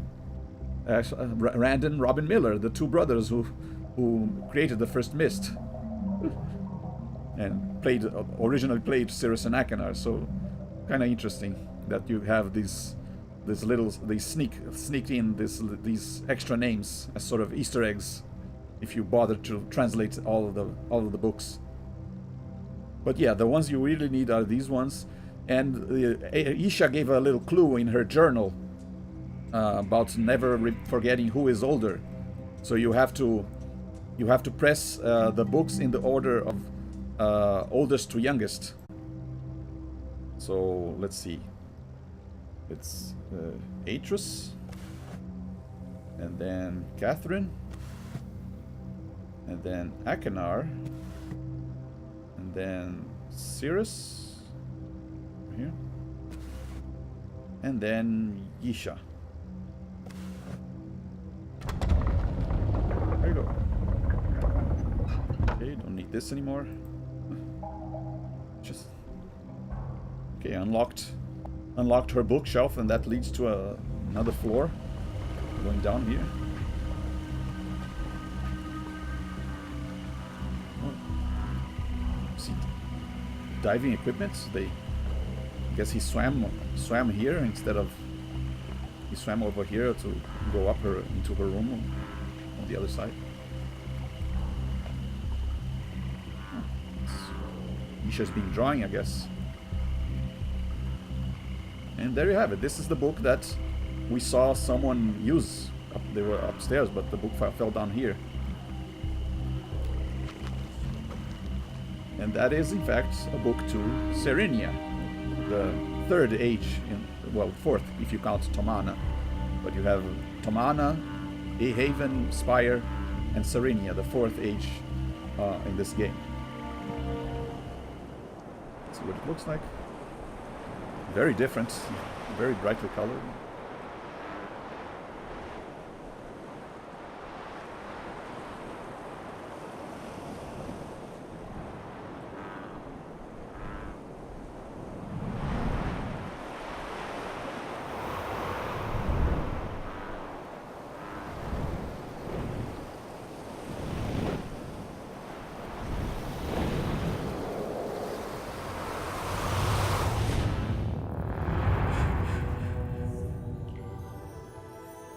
Yeah, here we are.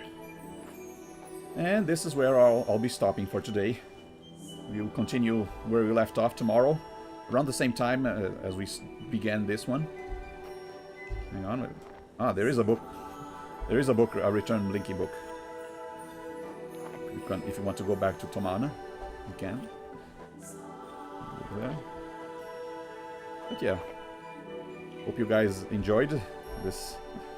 I mean, the game has a few flaws compared to the other games. I mean, some of the puzzles can be pretty rough, and yeah, the acting may not be quite as good as Saavedro or Gen's acting from the previous games, but yeah, it's still pretty interesting. And I do like it how when you link to other worlds and you kind of get this. It's very clear that it is an alien world. I mean, it's very interesting, and I think they do a good job in this one too, in making the worlds feel very distinct and very alien. And like I said, there have been a couple of interesting innovations, like all the graphical effects and I mean, the tapping is pretty useless. You don't really need to use it, but kind of nice. And the depth of field effect is nice as well. The 3D elements overlaid to the pre-rendered backgrounds really make it seem like you're not just going from one picture to the other. It's actually feels like you're in a living world. So they did a good job with that. And having a camera and a note in game was also very nice. And voiced journals was very good for my throat as well, and not having to read everything. So yeah, if you enjoyed this, make sure you come back tomorrow, or make sure you follow the channel so you can get notified when I start playing. And I like playing all of these adventure games, old school games in this channel. So if you like retro games, make sure to give a follow, check out my schedule. So yeah, until next time. And actually, before I go, let me give a little bit of a cliffhanger. There's a memory associated with this. So, see you next time.